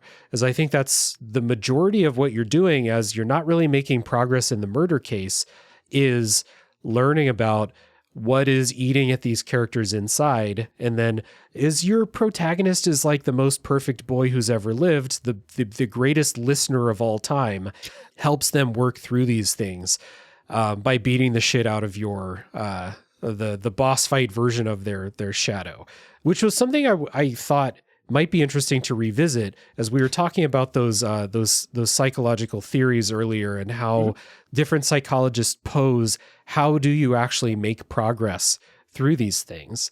The way it happens in Persona 4 Golden is, I like that the characters are forced to confront their shadow and accept that they are part of the thing that ultimately allows them to make progress is they say, I accept that you are part of me, because the shadow takes the form of this other version of them, and they initially deny it, which turns it into a monster, and you beat the shit out of that monster, which is that part of the mechanism that's very video gamey, right? And then afterwards they accept that shadow is actually part of them. That's what allows them to move forward in the story. Mm-hmm. I think that's really broadly accurate. The characters I talked about in my article, I think, are maybe the exceptions to that rule, where I feel like the growth that they have the potential to show, like the integration of the shadow with like the actual ego and the psyche, that doesn't seem to fully happen, in my opinion. But across the board, that is the way that mechanically the shadow self and like the gameplay works. Yeah. Yeah. So those two that you primarily talked about in your article are probably the two that I find most interesting to talk about in general. So those are Kanji and Naoto. And just generally, we approach talking about these storylines through the lens again that like society is trying to put these characters in boxes. People around them expect things of them, and that then creates this inner conflict in a lot of the characters. I mean, we can maybe revisit her, but Yukiko is struggling with the expectation that she's going to keep on managing the family business when she maybe feels like she wants to explore other things, and that it kind of gets shown to you as the boss that you fight in Yukiko's dungeon is a bird in a cage, just kind of showing that to you. Mm-hmm. It comes into play with Adachi when you find out that Adachi's the killer, and they talk about that. Stuff like that. But not to delay, the juicy part too long. Let's talk about Kanji first. Yeah. So Kanji's dungeon is a bathhouse, and Kanji on his surface is a tough guy, a gangster. He gets in fights all the time. He is a delinquent, we'll say. Mm-hmm. And that's his reputation around town, voiced by Troy Baker, who I think does a great job as Kanji. Kanji's dungeon is very different.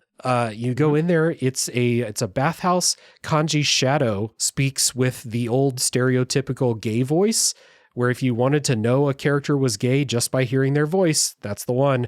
That's the voice that Kanji's shadow does. And then makes a bunch of innuendo and sexual comments. So it starts out, and this is an interesting through line between Kanji and Naoto that I think is interesting. It starts out making you think that Kanji is gay, and then eventually it gets to a point, in my opinion, where he might be gay, but that's not what this is actually about. It's not about him being in the closet. It's about him feeling pressured to, quote, be a man. Yeah. Right? I think that one of the things, if I could go back and tidy up my article with some hindsight and some time cooling off of the game, is I think that I framed in my article that Kanji's struggle is with sexuality, like you were just saying, and Naoto's is a little more about gender. I think they're both ultimately at the heart gender conflicts. And I don't know if this is just me as a trans person projecting onto this experience. It's always a risk there, but that's part of, I think, what's interesting to talk about video games is how games uniquely impact us as art. I read that as initially like, I think about my own struggles with masculinity growing up, and there are a lot of these explicitly spoken standards and a lot of these implicitly like unspoken standards that are no less real. And Kanji is shown, spoken about, and he refers to his past in a lot of ways that are very feminizing. He likes doing things that are traditionally like seen as feminine, like mending clothing and crafting and doing like, I don't know what other examples might come to mind here. Yeah, his social link storyline is about making dolls, basically. That's a hobby that he's afraid to embrace. Yeah, and then I think what I found frustrating about the Kanji arc is that we confront his sexuality inside of the dungeon with this like alter ego self, and as much of a caricature as it is, like you mentioned the gay voice, like the stereotype there, I think with all of the characters, there's this thing I'm repressing. I don't want to accept this, so it causes this internal dissonance with me. It's kind of like, again, in Carl Jung, when like the unconscious fights with the conscious to sort of bleed up and blend in there. And that's what causes, in Jung's view, like mental illnesses. And we see that actually happen in a lot of these cases. Like you mentioned Yukiko's. I think that's a great example to start with there. She's battling with something that she needs to accept, wants to deny and push away, and doesn't know how to resolve that conflict internally. And I feel like Kanji's fails for me from a writing perspective because it's sort of like the lesson that the game wants you to learn, not the characters, just to make this distinction. The lesson the game writers want you to learn is sort of that the easier or correct thing is to go along with what society wants you to do. And in this case, that's like cis heteronormative standards. I think this game has a lot of opportunity to lean against that social current and talk about like the true self. And it doesn't have to show Kanji in a gay relationship or anything like that. He doesn't need to say that he's gay or bi or anything like that either. I felt like the game's message to me as the player, rather than what the characters were engaging with in the story, were two totally different things. And there's, again, back to the point of this being about high schoolers, there's a lot of messed up stuff that kids say to each other, especially young boys, and there's a lot of struggle to hide parts of yourself behind that persona mask and not reveal that stuff to other people for fear of being put down, ridiculed, socially excluded, and ostracized. There's a lot more to say there, but I feel like I'm talking a lot at this point. I think with Kanji, I felt let down by what the game overall was trying to signal to me. I took from Kanji's storyline that the moral of his storyline is that he doesn't need to be the traditional manly thing. That it is okay to embrace your hobbies. It is okay to embrace who you are. They didn't really do anything with Kanji's sexuality after the dungeon itself, except for when it's commented on by other characters. And usually, it's usually Yukiko, or not Yukiko, Yosuke. Yosuke, yeah. Not Yukiko. Yukiko's fine. It's Yosuke being homophobic toward Kanji, when it's like, okay, so it's one of those things where like they assume that he's gay. It's never like explicitly said, and I don't think it has to be. It doesn't really matter for what I think the point of Kanji's storyline is. But anytime that there is a situation, and it doesn't happen every time. It stops at a certain point. But after Kanji joins the group, they go on that camping trip. They're going to, Kanji goes into their tent and they're going to stay in there together. And Yosuke is like freaking out about the fact that a gay guy is going to be in his tent with him. And your protagonist is like not much better. You don't really have dialogue options to be like, hey, Yosuke, that's fucked up, dude. So that's an interesting thing where it's like, as far as the way the game is portraying the character and then how everyone reacts to them, I don't think they're portraying Kanji himself as, you know, bad or something like that. But they don't really have anyone that reprimands the other characters for treating Kanji in a poor way, which kind of sucks. It might be unrealistic to expect a group of teenagers to be that emotionally mature and like you could have had a dialogue option for your protagonist to do that. The thing that kind of made me think about this is like, and like kind of remember other fucked up representation that Atlas has done, but also in the same camping scene, you have Hanako, who's the overweight girl, who is an absolutely disgusting like depiction of a person. She is not a real person. She is there to be the butt of a joke because she's fat. And that's like really, really gross. So like I'm in this situation with this conversation with, Yosuke's afraid of Kanji because he thinks Kanji might be gay. And your protagonist is like kind of doing the same thing. And I want to be like, well, I give them the benefit of the doubt because they're teenagers and, Japan's a traditionally conservative social country. Yeah. But then also you have this absolutely disgusting depiction of another character where I'm like, should I be giving them the benefit of the doubt here? I'm not sure if I should. But I think I did actually land on like, I don't think the storyline is condemning the fact that Kanji might be gay. I think that a lot of people are going to come out of this being like, it's fucked up that Yosuke reacts like this. Yeah. Everyone else, and like the general tone of the game is that it's cool that Kanji learns to accept who he is. Yeah, I think two thoughts on that. One about Yosuke is that we see him be this sort of disgusting creep in a lot of different ways, not just his homophobia, but like this really like he's fueled by his insecurities in a way that I think is more explicit than some of the other characters, and he Mm. overcompensates for a lot of those insecurities in ways that are ultimately pretty destructive. And like one scene that I remember is him like really making this huge deal about seeing the girl characters in their bathing suits. Yeah. And as an adult, again, that just reads really strangely to me, but I don't know how much of that is hindsight versus like how teenagers really are, because again, was one at some point. Right. The other thing that I think is worth mentioning that I didn't really cover a second ago and I think it ties into what you were saying, is Kanji's integration, like the lesson he has to learn is not to be so like, I think, binary or exclusive with the masculine and feminine parts of himself. And he has to sort of resolve the fact that you can sort of have yin and yang together and like Yeah. have both. And that doesn't take away from your masculinity or your ideal as being a man. And Yeah. I think some of the gender insecurity that I have is sort of like, no, so much of society's messaging is saying you like, there's like a hierarchy of gender, and the one that's better is the masculine one. Um, I think Kanji is afraid, and some of this messaging is still there in the game in the background, but like Kanji is afraid that him having these feminine parts cancels out that masculinity, which he doesn't want to let go of. He very much Mhm. is. He's also overcompensating with his like skull t-shirt and his dyed hair and all that kind of rebellious Yeah. behavior. But his way of overcompensation is not at the expense of anyone else. It's through Mhm. like kind of like alt culture self-expression, which I think is completely harmless.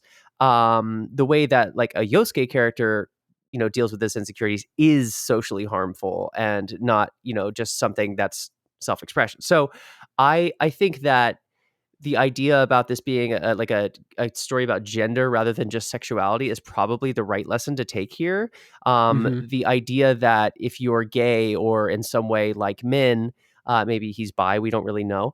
The idea is that makes you less of a man. That means it's the effeminate expression of sexuality. And Right. anyone who's known a gay person or a gay couple, more importantly, will probably have had the experience of having that expectation challenged. And so I think that the game does challenge it, but in a really like roundabout way that you as the player have to kind of like determine. I Mhm. don't know that everyone who plays this game, because again, this is appealing, I think, to younger men, weebs sort of types. And at some level, guilty as charged on the weeb at least. Yeah. And I could see why some of the titillation in this game would work, or why some of the jokes, like the fat jokes and stuff, would work. For someone who's maybe a little emotionally underdeveloped. I think that there's a risk when you think about your own personal experiences in a storyline like this versus what the storyline's trying to say, versus third thing with how the characters are treating this. And like you said about like your character being sort of silent and complicit with all of this, I think that's really unfortunate. But I agree with you that I don't think that I would expect like a teenage boy, what is he, 16, the protagonist? Yeah, um something like that. I wouldn't expect the moral clarity to immediately intervene in a tent and like break the morale of going camping. I would, however, expect the characters to have some sort of discussion later in the game that maybe addresses that a little more directly, whether it's a one-on-one conversation between Yosuke and Kanji, or your character and Yosuke, or even any combination therein, where it could be like, hey, sorry man, that was really fucked up, or I used to see you this way, and now that I've been around you all this time, I'm sorry I said all this. Like something of that effect. It doesn't have Mhm. to be an apology, but I think that would have made me feel a lot better. I think the fact that the game like portrays all of that and then sort of just bails and never really interrogates it again is the thing that left a bad taste in my mouth, at least at the time. Yeah, that's understandable because I mean, your character, if you choose to do the social links, has lots and lots of one-on-ones with Kanji where you encourage Kanji to embrace whatever it is that he wants to do. And in this case, it's his hobby of making these dolls. Mhm. That's eventually the storyline where that goes. I agree with you that the point of Kanji's storyline is not about sexuality because they almost never talk about that again. Yeah. Um, it's kind of interesting. Kanji seems like he develops a little crush on Naoto Right. later on in the game, but the point of Kanji's journey, his emotional journey, is coming to terms with like society's idea of a man doesn't define who I am as a man. That, if I remember right from my Xenogears playthrough, the animus and anima from Jung's theories does deal, I think, with embracing masculine and feminine qualities in yourself to then become a whole person, so to speak. So I think this is probably the one where that's talked about the most, if not the only one, where we have like those qualities on display, which is interesting because Naoto's story is talking about gender in a very obvious way too, Yeah. but in a very different situation. Mm-hmm. Naoto's is another kind of fake out too. I wondered about this too, as thinking about your initial reaction to Kanji and Naoto's storyline, because Naoto is portrayed at first as a boy, and it initially seemed that Naoto was a trans character, and then it became not the case. And I was like, this is the second time where they've feigned towards representation for something like this, and then like, not, it's something completely different. Even though Naoto's storyline does heavily involve gender, it's just not in the way that we thought it was at the beginning of the storyline. Yeah, I mean, the Naoto one's complicated, and for the sake of the podcast, I don't know if we should agree on how to gender Naoto consistently. I feel like that would be really messy, and I'll probably just use they. It could be, yeah. Yeah. But the character, I think, as we learn, is framed from a perspective where Naoto wants to kind of take up this tradition of like detective work, and that's Yeah. seen as an exclusively masculine field, and in order to be taken seriously in that line of work, expressing Naoto's gender in like a feminine way is just off the table. And Yeah. so it becomes this complete, like with Kanji, there's this like society's idea of a man. In this case, it's like this career archetypes version of a man, and Naoto has to like live up to those ideals down to the way that they dress. I find the framing of that really interesting, like sort of living an almost gender lie by necessity. It almost feels like a proto-feminist, like 1850s piece of literature. Yeah. And I think that's fascinating and fun, but like you also alluded to, the game so explicitly frames this and leads us down the rabbit hole to being like, this is a trans character. There's even some lines about basically having like quote unquote the surgery. Yeah, Um, if I can interrupt for a mhm. second, Naoto's dungeon is a science lab, and they talk about at the very beginning of it a quote a body alteration procedure. So it's like it's not hard to connect those dots, right? Yeah. The thing that I found frustrating, and I think maybe my article could have addressed this with a little more nuance, the actual writing of Naoto, I think, sort of buries the sort of gender compliance that they're going through, and like the rationale and the motivation for why they're presenting one gender versus another. And like we see that Naoto actually really does struggle with this gender stuff. It doesn't mean that Naoto's trans because they're having gender struggles. It could literally just be the pressure of the career and that sort of thing. But I think that when we really investigate their psyche in the dungeon and in some other conversations, we see that, again, the moral lesson to take away is if you want to be correct by society standards, you have to bury those thoughts and kind of repress those thoughts, which I think is antithetical to the whole Jungian psychology thing we keep bringing up, where the thing is that these people hate some quality about themselves. They repress this quality about themselves, like Kanji with the femininity or the sexuality dimension. And instead of integrating that back in and accepting it in a way that feels helpful and constructive, I think Naoto really doesn't have a lot of growth there. And in fact, a lot of the way the characters refer to them for the rest of the story is like explicitly feminine. I think in the Japanese version, Naoto still uses like he, him pronouns for himself in that way. But other characters still call Naoto like Missy, and like Kanji really wants to see Naoto in like a bathing suit. Again, there's a lot of that stuff. I worry that the lesson that the player is going to take away from this, or what the developers or the writers are going for here, is that at the very least, for self-protection, your life will be easier if you just follow society's scripts rather than doing the difficult work of plumbing into the depths of like the gender sexuality stuff, because that will make your life harder in some ways. Hmm. I found that disappointing because I don't expect this game to be radically progressive. You think about when this game came out, is before when like gay marriage was legalized in the United States. Um, Probably by the time this episode goes out, it'll be recriminalized. Dear Jesus God. Christ. Um, Sorry, just politics on the mind. But Oh yeah. I don't expect, like you mentioned, like this is like a rural mountain town, and like Yosuke stands out for having headphones. Like I don't expect them to have some radical like gender clinic hanging out in the background. But the game comes so close to doing something progressive and taking a stance that would be interesting, and then I think does the, I don't want to say cowardly, but very much less interesting path of just reaffirming what society would expect and translating that as the moral lesson that the character is supposed to learn. And I think I worry by proxy, that's what the player is supposed to quote unquote learn. Hmm. I agree and disagree with Cool. you. I agree on some level. The part I disagree with is that the moral is that Naoto needs to follow the societal expectation, because she doesn't, or they don't.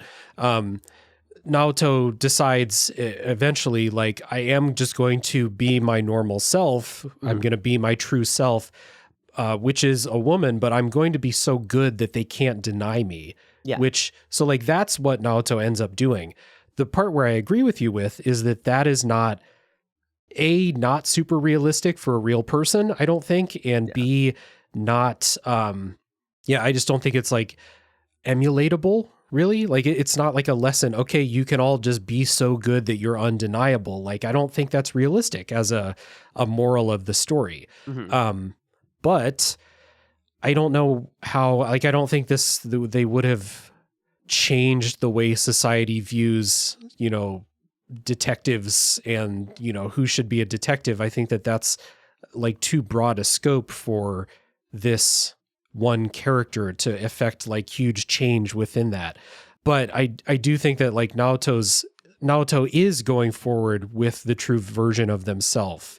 But it's in a way that like Naoto's like a superhero detective. Like she's Sherlock Holmes. So like that's not something that anyone who's going through the same type of like struggle could be like, you know what, I'm going to do what Naoto did and it's going to work out the same way for me. Whereas I think if you look at Kanji's storyline, that is more applicable to more people than Naoto's version of just being like, I'm going to be so good they can't stop me, which is, it's like, I don't think that they like let the character down or anything like that by going in that direction, but it's not, I'm repeating myself. It's not as applicable to most people, I don't think.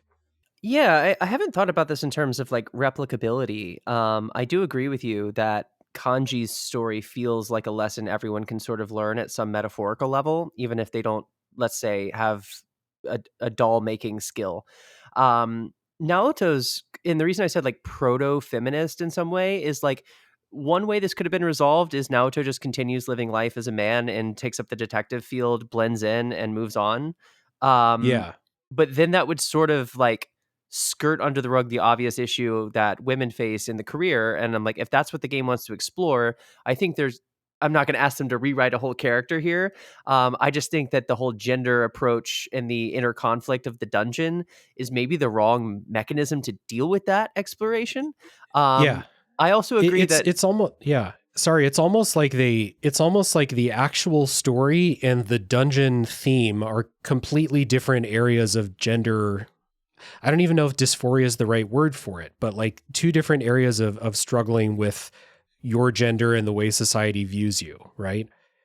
yeah, I mean, like neither one of them feel particularly empowering if you take the I'm going to live as a man to blend into this career, or I'm going to live as a woman and become the best in my field. Again, because of the replicability crisis, like you wouldn't really have a lot of people to like pick up the mantle, especially in this small town. Maybe Naoto could become famous, like a nationally famous detective, like Akechi in Persona 5. Yeah. But I don't think the game is wanting to broaden its scope beyond like the Inaba sort of area. So I I'm conflicted on all of this, of course. I don't think that my initial reaction is the only reaction you can have here. I think that I want more from games like this, especially when, like, it feels like the writers in Atlas want to go a progressive direction, and then they take multiple steps backwards in the other direction. I'm thinking of Persona 5, in particular. There's a couple, like, really cartoonish depictions of trans people, and Catherine, like Yeah. you mentioned, not the Yeah. greatest either. Although I haven't played Full Body, I can't really speak to that one. It's But like I made the comparison just a couple days ago. The original Catherine's like 11 out of 10 offensive, and Full Body is like 7 out of 10 offensive. It's still not great. I kind of prefer the 11 out of 10. Like, if you're going to go hard, go all out here.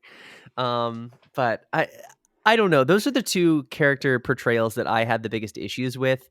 I don't need this game to moralize at me, but I don't know a better way that Naoto's story could resolve than the way that it currently does, other than doing what I want it to do, which is Naoto sort of integrates that self and just decides to kind of continue living as a man. And, like, that's the authentic version of Naoto. Mm. I think you can solve that, still have the empowerment, I'm going to be this good sort of role, but then the sort of implicit message is almost like an anti-feminist one. Mm. Yeah, I don't think I see it that way. I think that Hmm. Naoto's empowerment is deciding that she doesn't need to pretend to be a man to please society at large. Yeah. That the hang up again is the fact that she's basically like, well, I'm going to be a superhero, Mhm. so they can't stop me. Whereas if it were something that was a little bit more down to earth, like Kanji's storyline, it would be a lot easier to be like, yeah, I see and agree with the direction that this took. The reason another reason that I think that this is like not ideal but not terrible is that there wasn't like I don't know exactly how to frame this, but there wasn't a gender dysphoria to the level where like Naoto is like believing like, not only do I want to present as a boy for society to view me the way I want them to view me, but I also feel like I'm a boy, but I'm going to shove that down for some other reason. Mhm. Like the reason that Naoto decides to present as the gender they decide to present as is because they arrived at some self-acceptance Mhm. and, expectations be damned, we're moving forward with this, which I don't know. Maybe I'm giving Atlas too much credit based on those shitty examples that you mentioned just a couple minutes ago. Yeah. But it started out where I was like, okay, where are they going with this? And then it was like, oh, they took a very safe road, I think, with this Yeah. storyline after starting out in like a very bold direction. That's it for But me. considering where it could have gone, I mean, it could have been really bad. But it's like, it made me think in combination again, Naoto and Kanji's storylines made me think about like hinting at representation, but it's actually not really when you actually see the truth of what these characters are dealing with. Mhm. Yeah, and just kind of a final note on this thought, I think, in the same way I was reframing some of my critique about Kanji's portrayal as like a maybe what's really going on is he's integrating this like society's version of the hierarchy of masculinity and femininity, and saying that like the feminine versions of me is valid and great and just as important. Mm-hmm. Maybe that's what we see Naoto do. I didn't really feel that as much when I was playing through the story. Granted, this was within the first year of me coming out, so I think that there's obviously going to be some level of like influence because of the life circumstance when I was playing this. And when you said that they took like a safer road after initially taking a bold approach, I think that really hit the nail on the head for me. Mm. I think both characters are presented with the commonality of like society says that masculinity is the path forward, and that doesn't mean Yeah. it's the only path forward, but it means that a lot of characters struggle with the feminine parts of themselves that do want to be expressed, and Naoto feels like they have to bury those in order to succeed career wise, whereas Kanji feels like he has to bury those in order to be, let's say, socially accepted, but also more Yeah. importantly accept himself. I don't Yeah. know that I see a lot of, like you mentioned, I don't know that I see a lot of Naoto being like, but yeah, I also internally feel like a guy. There's very little of that because there's very little interiority we get from Naoto aside from dialogue and the dungeon. So Mhm. They're interesting stories for sure. They were really, I don't know. It's just with Atlas, like when these come up, I'm a little on edge. Like, okay, where are they going with this? yeah, me too. But the way that they both played out, I was pretty pleased with. Even if Naoto's didn't ultimately have a lot to say, we'll say, other than she's not giving in, so to speak, but also not like really bucking against, she's not a fighter for all women in the field, we'll say. She's just going to be her own superhero and maybe lead by example, I guess. I don't know. I'm not sure where I was going with that, but both of these storylines I think were pretty good, all told, and the way that they explore those made this more interesting to me than like I remember in Persona 5 just being like, all right, I'm taking on like a corrupt banker. Like who really gives a shit right now about Yeah. this guy? Like these storylines work for me. Yukiko's storyline where she's struggling with, I'm supposed to maintain the famous family business when I want to spread my wings and explore and stuff like that. I thought that was really good. I thought it was really cute, just talking about, the dungeons and the shadows and stuff. Nanako doesn't have a shadow because she's too young and she's too innocent or whatever, or just maybe the fact that little kids they don't hide parts of themselves. They are their authentic selves. So she doesn't have a shadow. And that was one of those moments I talked about earlier that just like endeared me further into to Nanako as a character. Just be like, her dungeon is heaven because she misses her mom, and she's too young to have a shadow because she is her authentic self. And society fucks us up in all these ways that we have to create these hide away these parts of ourselves. Yeah, I haven't thought about Nanako's lack of shadow, at least not in a while, and I think that adds credence to the whole like most wholesome character ever. Yeah, Like yeah, when you know that Nanako's been like kidnapped, like that you have this like consistent daily routine of like welcome home, big bro, welcome home, and then all of a sudden you come home and there's just eerie silence. And yeah. it's just like you have to just beeline for that right there. You're like, I know exactly what's going on, and Yeah. we have to save her at all costs. I did want to bring one final thing up with the Kanji Naoto stuff, Oh yeah. and Yeah, then we yeah. can loop it back here if you'd like. I think that one unresolved thought that I struggle with, and I'm curious what your thoughts are here. In Mhm. media, I ask myself sometimes if I want to hold the standard that like if you're going to take a stab at quote unquote like representation of like diverse people, whether it's queer people or otherwise, Mhm. would I rather see imperfect and sometimes offensive versions of that, but at least we're having the conversation and it's making me think, Mhm. or would I rather this only be perfect representation and whatever perfect means? Like, how do you approach that distinction? Would you rather there be like let's make sure we always keep it respectful and airtight in order to make sure that everyone is pleased by this? Or do you think it's okay in art to sort of like step on people's toes, even on accident, in the pursuit of portraying what the writers want to do? Because Hmm. I don't know how to resolve that, if that makes sense. Yeah. Loaded question for a cis white Yeah. man to talk about, because I'm always represented. Everything represents me. And Yeah. the thing that immediately thought to mind was like, you want authentic representation, I think. But from my perspective, I am always basically authentically represented in Mhm. every media, even a game about Japanese high schoolers. Like I am part of the dominant culture. And so I'm Yeah. playing a game where everyone is in the dominant culture basically. So it's like, I don't ever feel a lack of representation.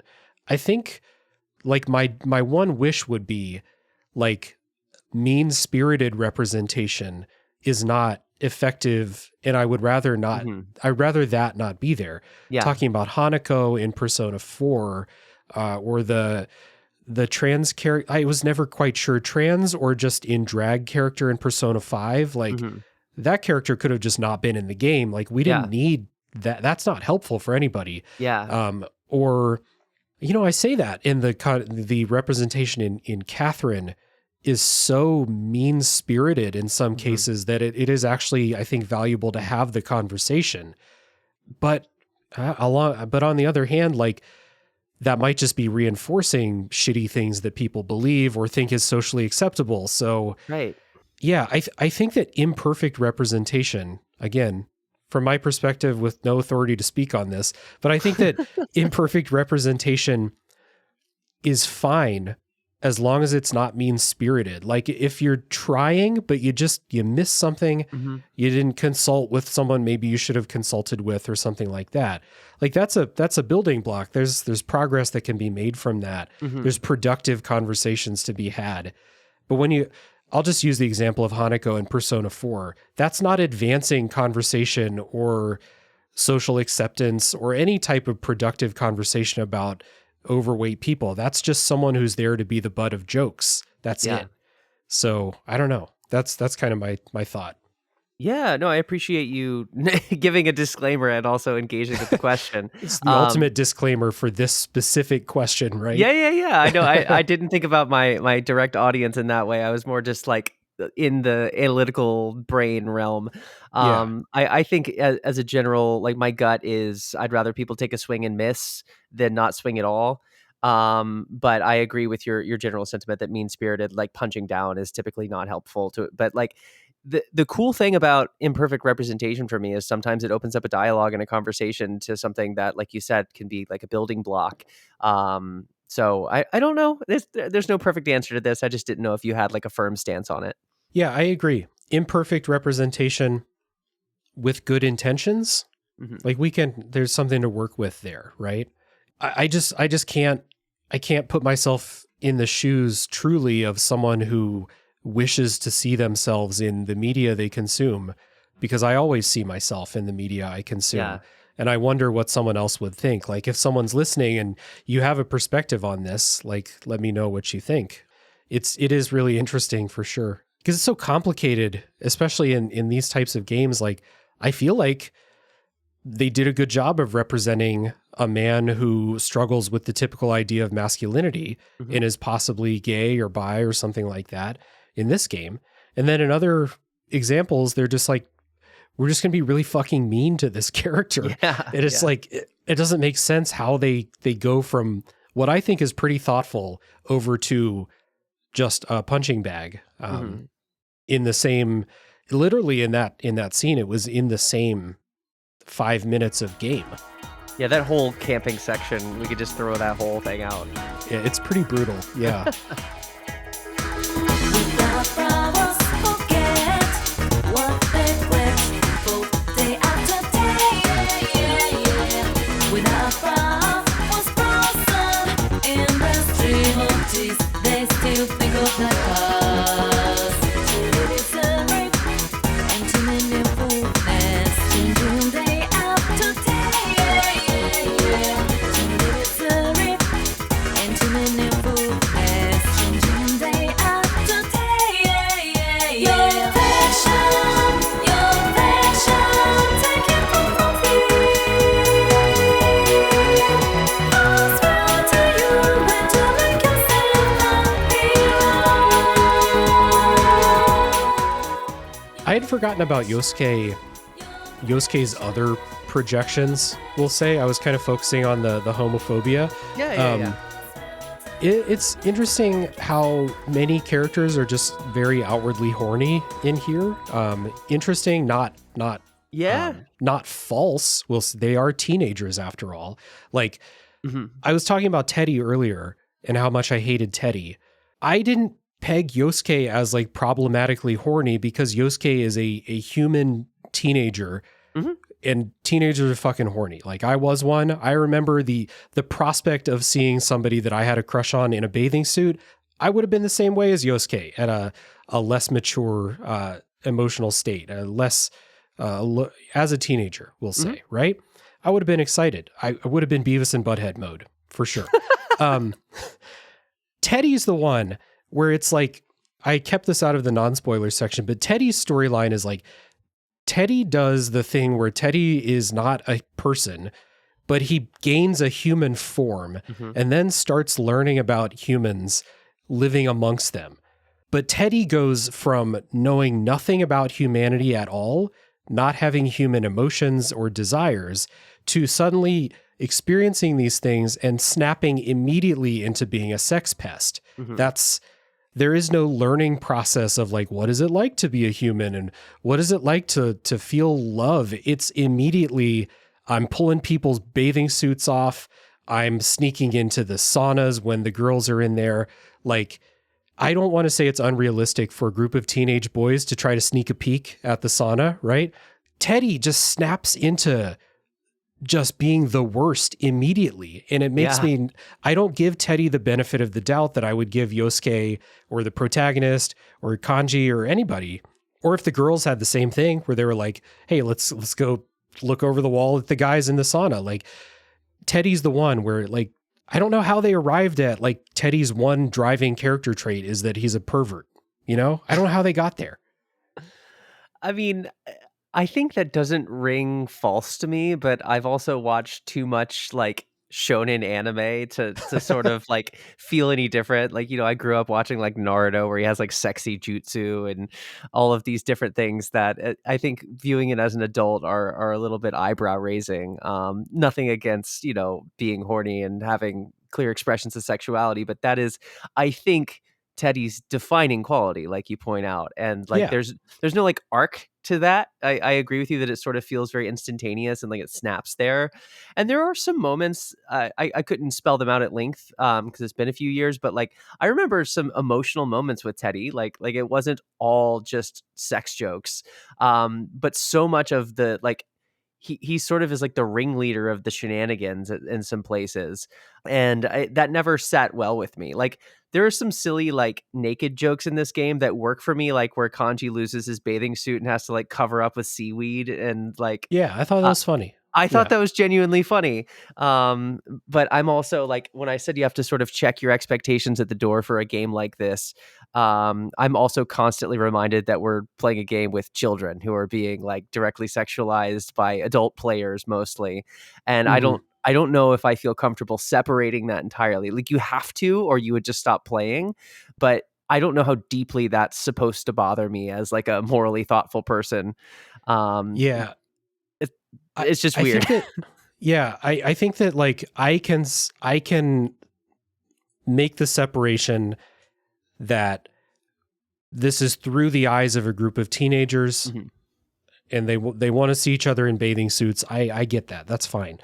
I'm just not on board with Teddie's personality trait being the one who's trying to pull everybody's pants off all the time. Like it's just not an interesting way for that character to like gain humanity or some shit. Like it doesn't make any sense to me. And there are some points late in the game, like when Nanako's in the hospital, when Teddie seemingly at the time sacrifices himself to like go into the fog world. I forget the details, but like there is a sacrifice being made on Teddie's part to help Nanako come back. Cause she dies at some point, but she comes back. And I think Teddie had something to do with that. But like the well had been poisoned too much for me to be like, oh, I love Teddie now. Like, you know, the next time they go to the pool, Teddie's going to be back to his shit. So I'm not on board with Teddie. The other thing is interesting because I remember really criticizing Persona 5 for how sexualized An was in that game. Yeah. And like there are scenes where your characters are in bathing suits and stuff like that in this game. And I didn't get that same funk from Persona 4 as I did with 5. And I don't know if that's if I've just like softened on the perspective that these are teenagers. Like when I played Persona 5, I was actively a high school teacher and actively extremely sensitive to that, where like I know that you can empathize with me there.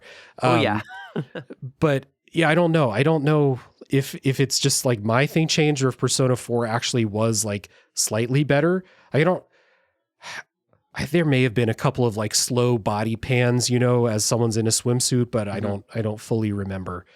And that kind of like gets into Risei's storyline. I didn't want to skip over her either, but no, definitely. Yeah, I don't know if you had thoughts about what I said before we dive into Risei though. No, I was actually hoping to bring us right to Risei because I think that that's a different exploration of sexuality and sexualization in culture that I think worked really well for me. ironically, like my feel free to fill in here. My understanding of Rise's character is basically that she's become this really famous idol singer and Yeah. sort of has taken a massive step back from that career because of a lot of like pressure of fame. And there's this part of her when you explore her inner psyche that like she genuinely loves performing and loves being like let's say looked up to by people like fans. But what the fame inevitably brings is a bunch of like creeps and sex pests, and like you see her like sort of on like a stripper pole Mm. like dancing around. And I think there's this conflation between like how women express themselves publicly and how they perceive themselves internally, and like questioning if people are calling me a slut, for example, does that really mean that I am that way, and like feeling really insecure about that. um I feel free to fill in and add anything there, but I felt like Rise's exploration of that stuff was a lot about like reclaiming her body, her sexuality, her like her identity on her own terms without the direct pressures that fame had already put upon her. It's interesting because I don't remember seeing Reset. So I don't remember like that's her pop idol Mhm. persona. So I don't remember seeing how Reset was portrayed really. In the dungeon, that might be it. That might be the connection. So in the dungeon, her shadow is talking about how she wants to show off her body. Yeah. She's tired of being this meekly smiling, character. I am reminded of Yakuza 5 when you do Haruka's pop idol section, where you do like the handshakes and all that shit. So kind of like, maybe that's what it was. Maybe like Reset echoes the shadow, like she was being sexualized in the spotlight. I had originally thought it was the opposite. I thought she was portrayed as like this, highly non-sexual thing, Mhm. and then she has this other part of herself that wants to, explore that. But maybe it is the other way around, because you never see Reset perform. I don't Mhm. remember seeing like posters of her in revealing clothes or something like that. It might have been just like the shadow. That's what that thing is. I don't know. But the point of her storyline that I like am sure of is number one, she wants to like reclaim control of herself and her image, Mhm. and she wants to reconcile these two public personas, where like the famous one is a character that's not actually who she is as a person. Yes. Yeah. And then the one that not many people know is her real self. And she wants to kind of reconcile who she actually is. Like, is she Rise or is she more like Reset? Mhm. Yeah. I really wish I was clear on what, Which was like, which? was she being sexualized? I'm inclined to believe yes, because what pop idol have I seen from East Asia that's not sexualized like that? I don't know. It's a generalization, but I lived in Korea for a long time. I've seen lots of pop idols, so I don't know.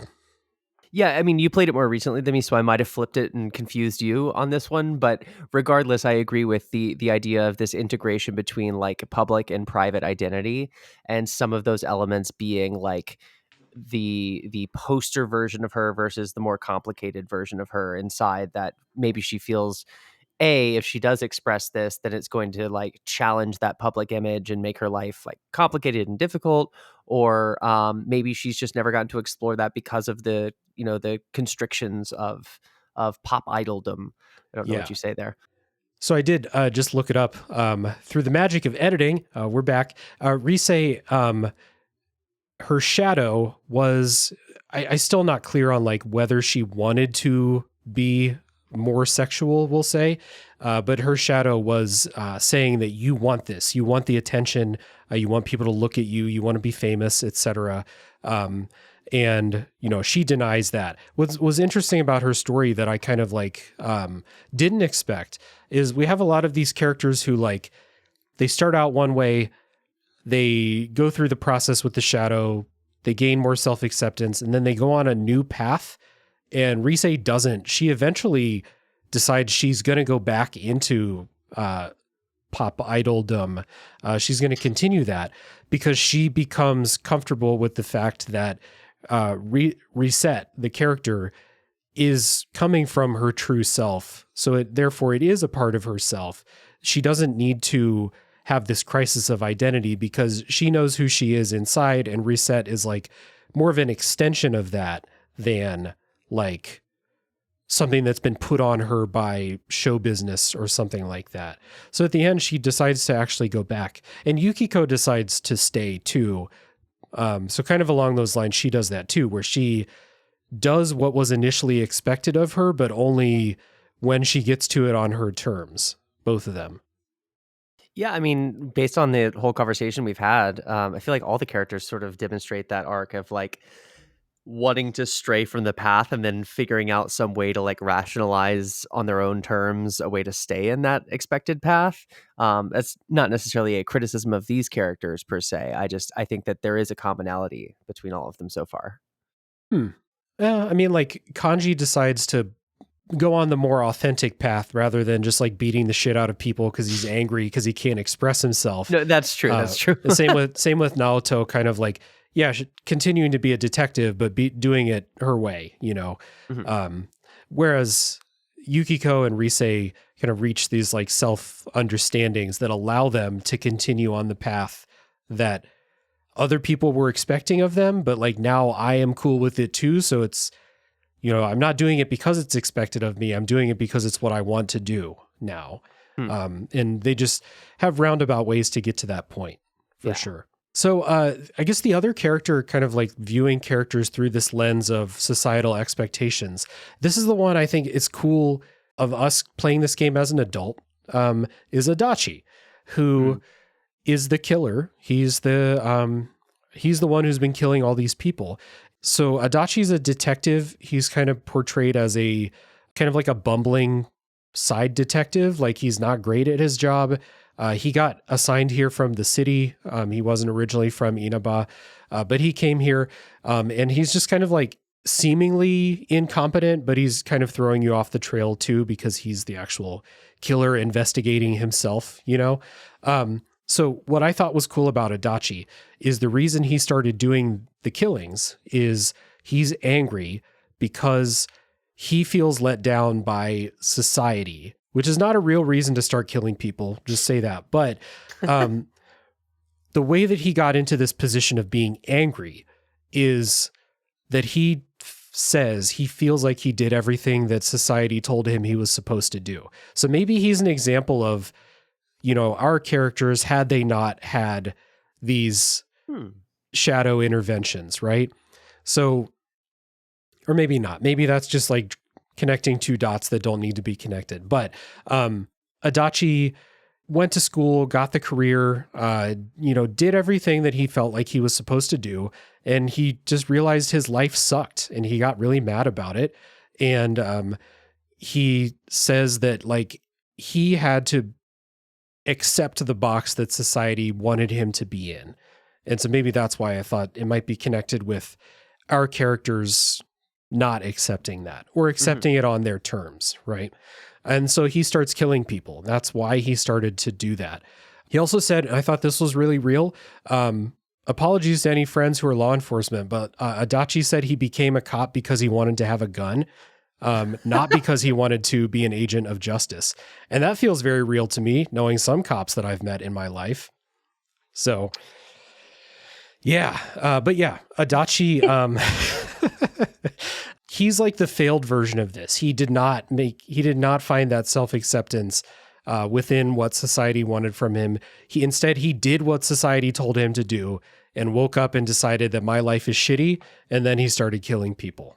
Yeah, I think Adachi's a really interesting character for a number of reasons, and I think your description of him is really perfect. I don't consider myself a particularly astute character when it comes to like whodunit sort of narratives. Oh yeah, me either. And with this game, I didn't really suspect him until we basically had the reveal. And again, the symptom of playing this in Twitch chat, there's a lot of people dropping cryptic hints here and there. But I didn't put it together on my own, and it sort of blew my mind that this person who was so close to you throughout the story, and at every opportunity seemed really like socially awkward and shy, and like even the way he speaks, like he's voiced really, really effectively to sort of like again throw you off the scent. I didn't see any of that coming, and as far as his motivation, like I like your comparison and the connection you make between the characters that do undergo the shadow intervention versus Adachi. I think that his motivation sort of makes sense to like follow society's script, do everything quote unquote right, and still feel like frustrated by that and feel sort of like antisocial as a result of that. I think that's a really interesting character. I don't feel a need to say like, oh, you shouldn't kill people on top of that. Like Right. that's pretty obvious, but I can see myself with a lot of Persona villains looking at them as just these ridiculous cartoon caricatures. And I don't particularly feel that way with Adachi, at least at this point in time. It's interesting you say that like you didn't expect it. I didn't expect it either, despite having the genre savvy that it is going to be someone you have met before, right? When they brought in the copycat killer, instantly I was like, well, it's not him because I've never met this person before. They're just showing up. They can't be the killer. That's not how these stories work. And also, I'm only 40 hours into the game. I know this game's longer than that. So I know there's more game coming. But it is interesting and like very real. It's a very real frustration that I feel, and I'm sure lots of people feel, that like, I feel like I'm doing things the right way. I feel like I'm living the life that like I'm supposed to. I'm doing the things I should be doing. And life sucks sometimes. Like, obviously not to the point that Adachi thinks that it sucks. Like, overall, I'm happy with life, but like you can do what society says you're supposed to do and end up in a job you don't like with a bunch of college, loan debt and a bunch of shit that's making stuff difficult. Like it's very relatable to have someone find themselves in that situation, we'll say. Again, I'm not killing people and hanging them from light poles, but it is very real to have that frustration. Yeah, and I think in the world we live in, like there's this massive epidemic of like misemployment, where people get degrees in things they don't actually use for job purposes, and there's a lot of just kind of life circumstances that can throw like a wrench of nihilism into your worldview, whether that's politics or natural disasters or even like diseases that spread. I think that those things that feel like moral luck are maybe some of the things that exist in the modern day. Like that's really relatable to me. I think the thing that makes Adachi maybe not sympathetic is the sort of feeling sorry for himself angle. And Right. I can understand even the cop motivation. Like there have been points in the last, let's say 2 years where I've hit extreme burnout at my job, and I've caught myself fantasizing about like what else I could imagine myself doing. And there was this one day that I'll never forget where I was walking home and I looked over and watched someone writing a parking ticket, and I absolutely despise parking enforcement. The city I live in is so aggressive with writing parking tickets. And I thought to myself for a moment, I was like, I wonder how much they get paid. I wonder what their hours are like. I wonder if they have benefits. And then I stepped back and sort of had this horrific realization that like, if I wanted to follow that thought, I could have. There's some point at which you have to sort of like take ownership of your circumstances and like separate your emotions from your responsibilities. And I don't really see Adachi doing that. No, definitely not. He does it in like perhaps the most unhealthy way of dealing with those circumstances. Yeah. Do we have to make a grandstand? Do we have to say it in unison that it's not okay to kill people because you're unhappy with your station in life? I don't think we have to, but I'm not joining you if we do. Yeah. It was interesting to have like villain motivations are interesting. I think maybe I am arriving at the point of like, you have an example of a character who did accept the box that society was trying to put them in and didn't work. Well, Adachi wasn't lucky enough to have our perfect protagonist enter his life with persona powers and stuff, I suppose. But a character who did accept these things, despite maybe wanting other things, and then found themselves in a situation that was not, it was not happy, we'll say, which feels real. So that is Adachi. The last thing I think is an interesting thing to bring up with these games in particular, and the Carl Jung influence. And I bring this up, interesting that the two of us are here. We've both played Persona 4, 5, and Metaphor, and they all deal with this theme that what people actually want is a distraction from reality. They want a fantasy. All three of these games put this on the forefront and try to pose it to you as what you actually want is a fantasy world where nothing is real, but everything is happy and everything is fine. And you don't have to deal with all the pain and, all the bad things in life because you can live in this fantasy land. Metaphor poses it in a lesser thing. It's a part of it, but it's not like the point of the game. Persona 5 Royal is largely about this. And then Persona 4 is largely about this. So this is like one of their pet themes. They do this in almost every game that this studio does. I don't know about Persona 3, if this is a part of it as well. But if I had to guess, I would say probably. It's interesting. They keep going back to this well of like the fog world that's put out by this magic gas station attendant that is actually a god and all those things. This is what humanity actually wants. They don't actually want to confront these things. Everybody else, like your characters are special because you're taking on these difficult things. Everybody else wants to live in this fantasy land. What do you think about this? Because you played so many of these games now, and a lot of them boil down to this moral question, we'll say. It's really, I mean, I feel ridiculous saying it's complicated, but that's the immediate disclaimer I have to give. I think you're asking me at two levels of this question about like the framing within the games, like the connected worlds of these games, and also like the broader psychological implication of like how people really exist. And I think the broader implication one is the one where I have a little more to say, I think, which is when I was in undergrad in college, I got really obsessed with the topic of time and death and how those things intersect in literature and philosophy. And I read this really stunning book called The Denial of Death by Ernest Becker. And it's aged poorly in a lot of ways. It draws on Freudian psychoanalysis and has a lot of like, let's say, debatable interpretations of things. But one of the cool insights that really like never left me is this idea that every human cultural project is a way of sort of distracting ourselves from the inevitability that we're going to die. Because when we realize the inevitability of our death and truly confront it, which few of us ever really do, it throws us into this massive disarming state of anxiety. And in a lot of cases, like, will cause what Becker would describe as neuroses here. And I think that for me, I grew up in a religious, like a Christian sort of household. And when I was 14, I left the church and decided to be sort of atheistic. And I've remained pretty atheistic my whole life, even though I've like dabbled with like a lot of Eastern stuff, religious and philosophically.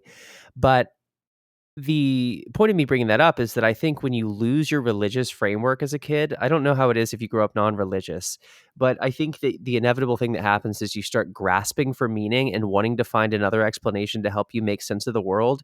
And I think for a lot of like agnostic or atheistic people, that's going to be something like turn to science, turn to quote unquote logic and facts, and maybe politics. It's still going to be this higher purpose in some way, but it's going to give you orientation and give you meaning and sort of like purpose in life.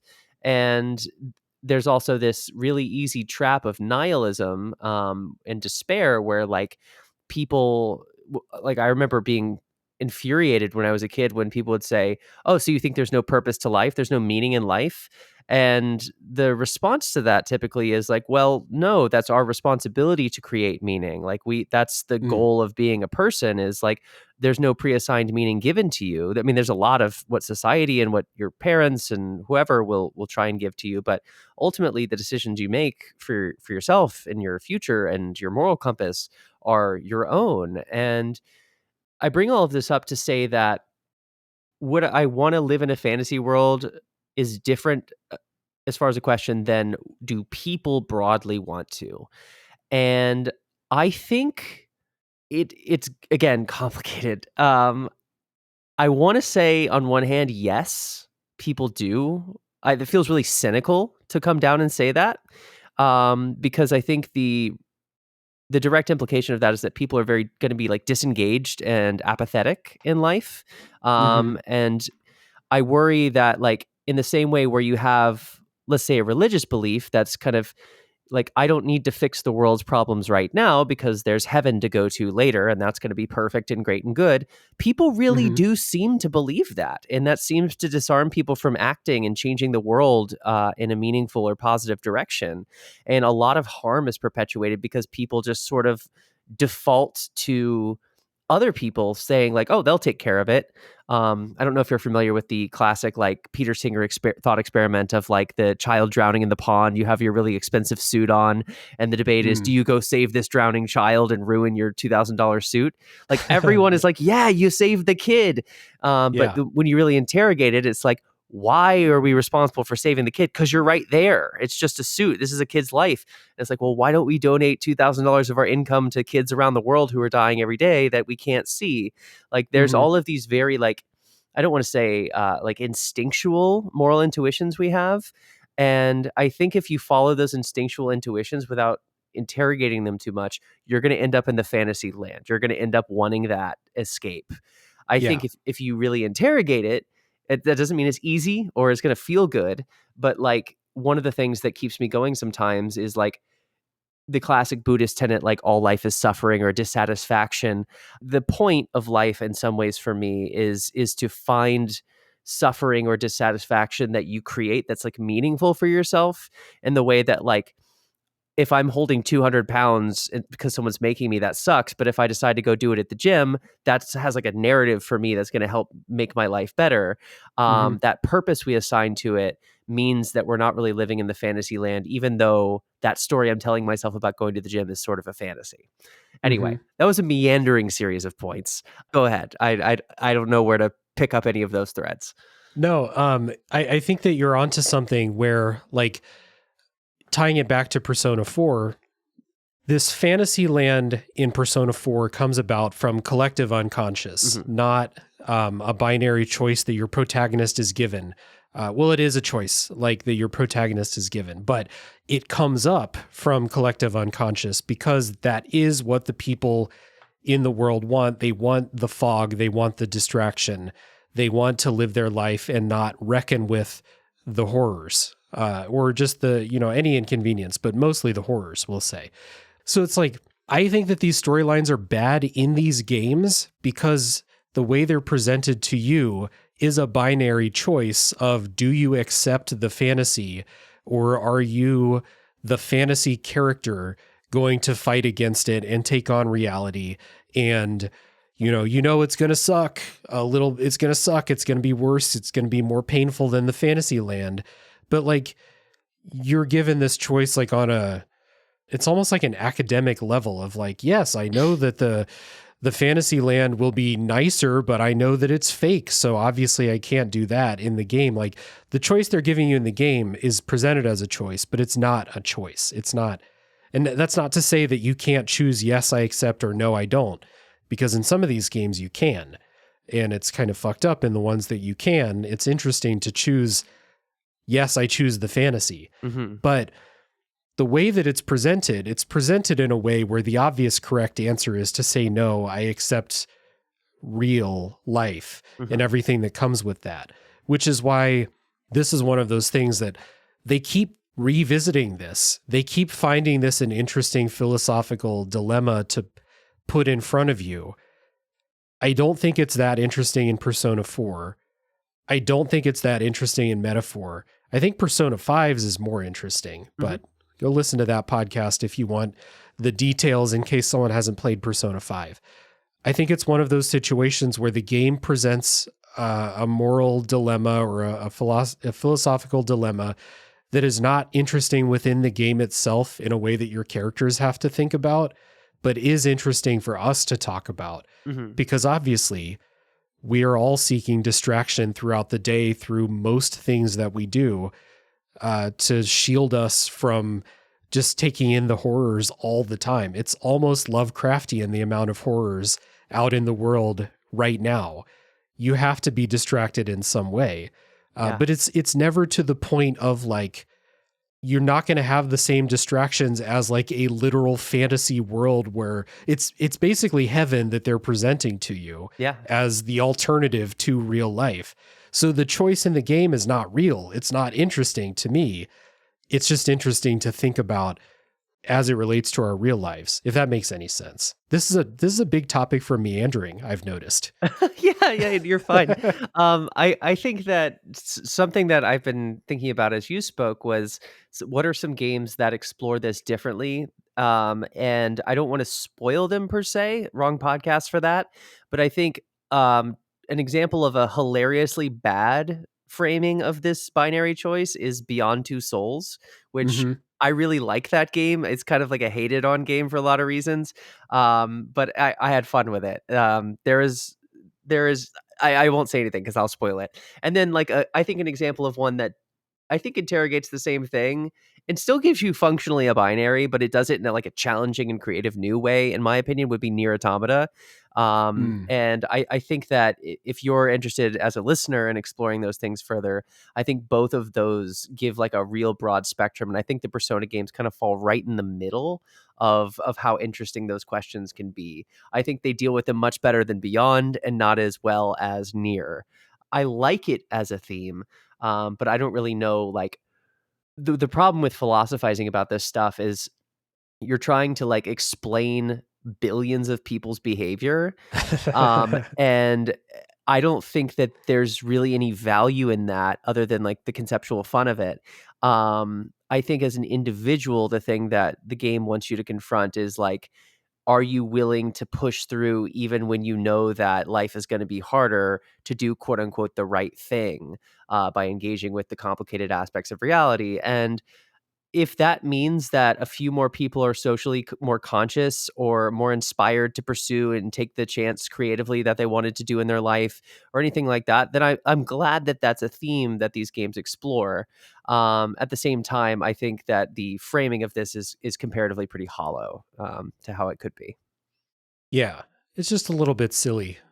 Yeah. I almost wouldn't bring it up because I think that the way it's presented is almost silly, might not be the right word, but it is kind of silly how obvious the right answer is. Yeah. You know, but it is kind of fun to think about the other side of it and just kind of like how it actually is in real life. Like there is truth to this for sure. I could be taking the horrors on head on right now instead of talking about Persona 4 on a podcast, but here we are. So, it is just kind of interesting to talk about. Was there anything else about Persona 4 that you wanted to hit on before we go? I don't think there's anything sticking in my mind that I'm like, oh, we totally skipped over this important thing. I think the key for me in this game is the characters, the relationships, the music, the like kind of like philosophical and psychological interrogation that sometimes happens. I feel like we really exhausted those specific topics, so I'm happy to wrap here if you are. Yeah. Just real quick, where do you think Persona 4 ranks in your Persona plus Metaphor rankings? Oh, I'm going to give you currently how I feel right now because rankings are so dubious. Yeah. Persona 5 Royal, number 1, no question. Persona 3, second one. I could say 4, but I think I want to say 3. That's probably nostalgia goggles. Persona 4 Golden and then Metaphor at the bottom. Interesting. I really did not like Metaphor, even though I put 80 something hours into it. See, from a story perspective, I would probably put Metaphor. No, I would put Metaphor above Persona 5. I didn't really care for like the story of Persona 5. There's a lot that I was like, I don't really care about diving into the mind of a banker, shit like that. Like, I don't really care. Gameplay wise, Metaphor is the best of the bunch by a mile, in my opinion. But Persona 4 has my favorite story of these. And it's interesting because it's a murder mystery that just drags on forever. You don't find the killer until the end, but these little explorations along the way, those were really, really cool.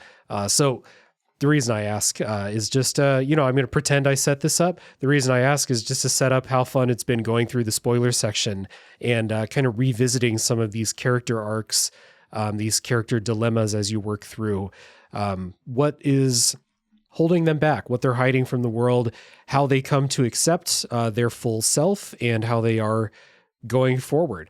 We didn't talk about some of the characters, and it's because Chie's storyline about wanting to be a protector was just less interesting to me, and that's fine because she's very early in the game, and then we ramp up. As opposed to, I thought Persona 5 starts with its best mini storyline in the first dungeon and then never reaches that same level of interest. I thought that Persona 4 is it's basically a slope up in interest as you go through the game, with a couple of little Mitsuo's red herring storyline was just a little like, okay, we're having fun with a little red herring here.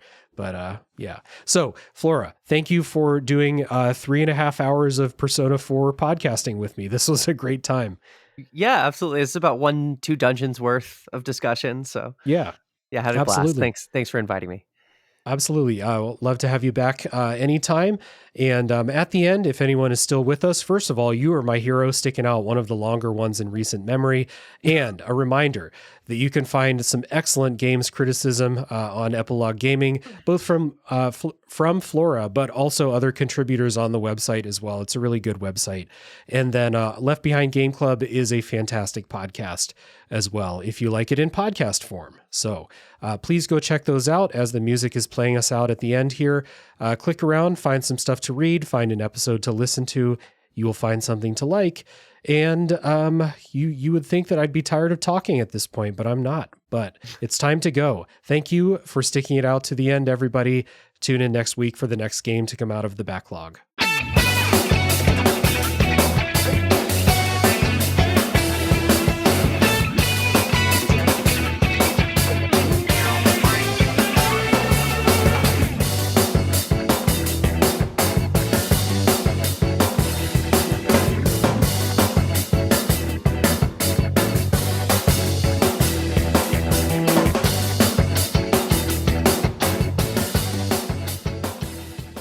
Do you have a gaming subscription service like Xbox Game Pass or a crazy backlog and don't know what to play next?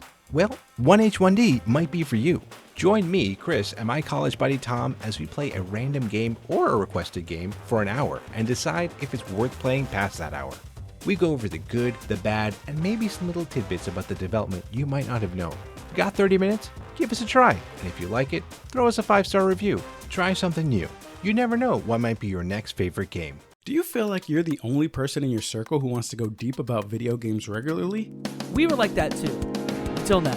Welcome to Crossplay Conversations, the brand new bi-weekly topical video game podcast from Luke Lewis, Joseph Hooper, And Jacob McCoy. with many years of breaking it down separately on shows like the Left Behind Game Club, Player Podcast, and Lukewarm Games, the gang is finally coming together to publish their gaming group chat in audio form every other week. Expect roundtable reviews of the latest games, profiles of upcoming indies, and insightful conversations about essential topics in the video game industry. All with a mostly positive, insightful, and fun style. Help us out by subscribing on your podcast platform of choice to get the first episodes delivered straight to your feed. And follow us on Twitter at Crossplay Convos for updates about the show. Cheers and happy gaming.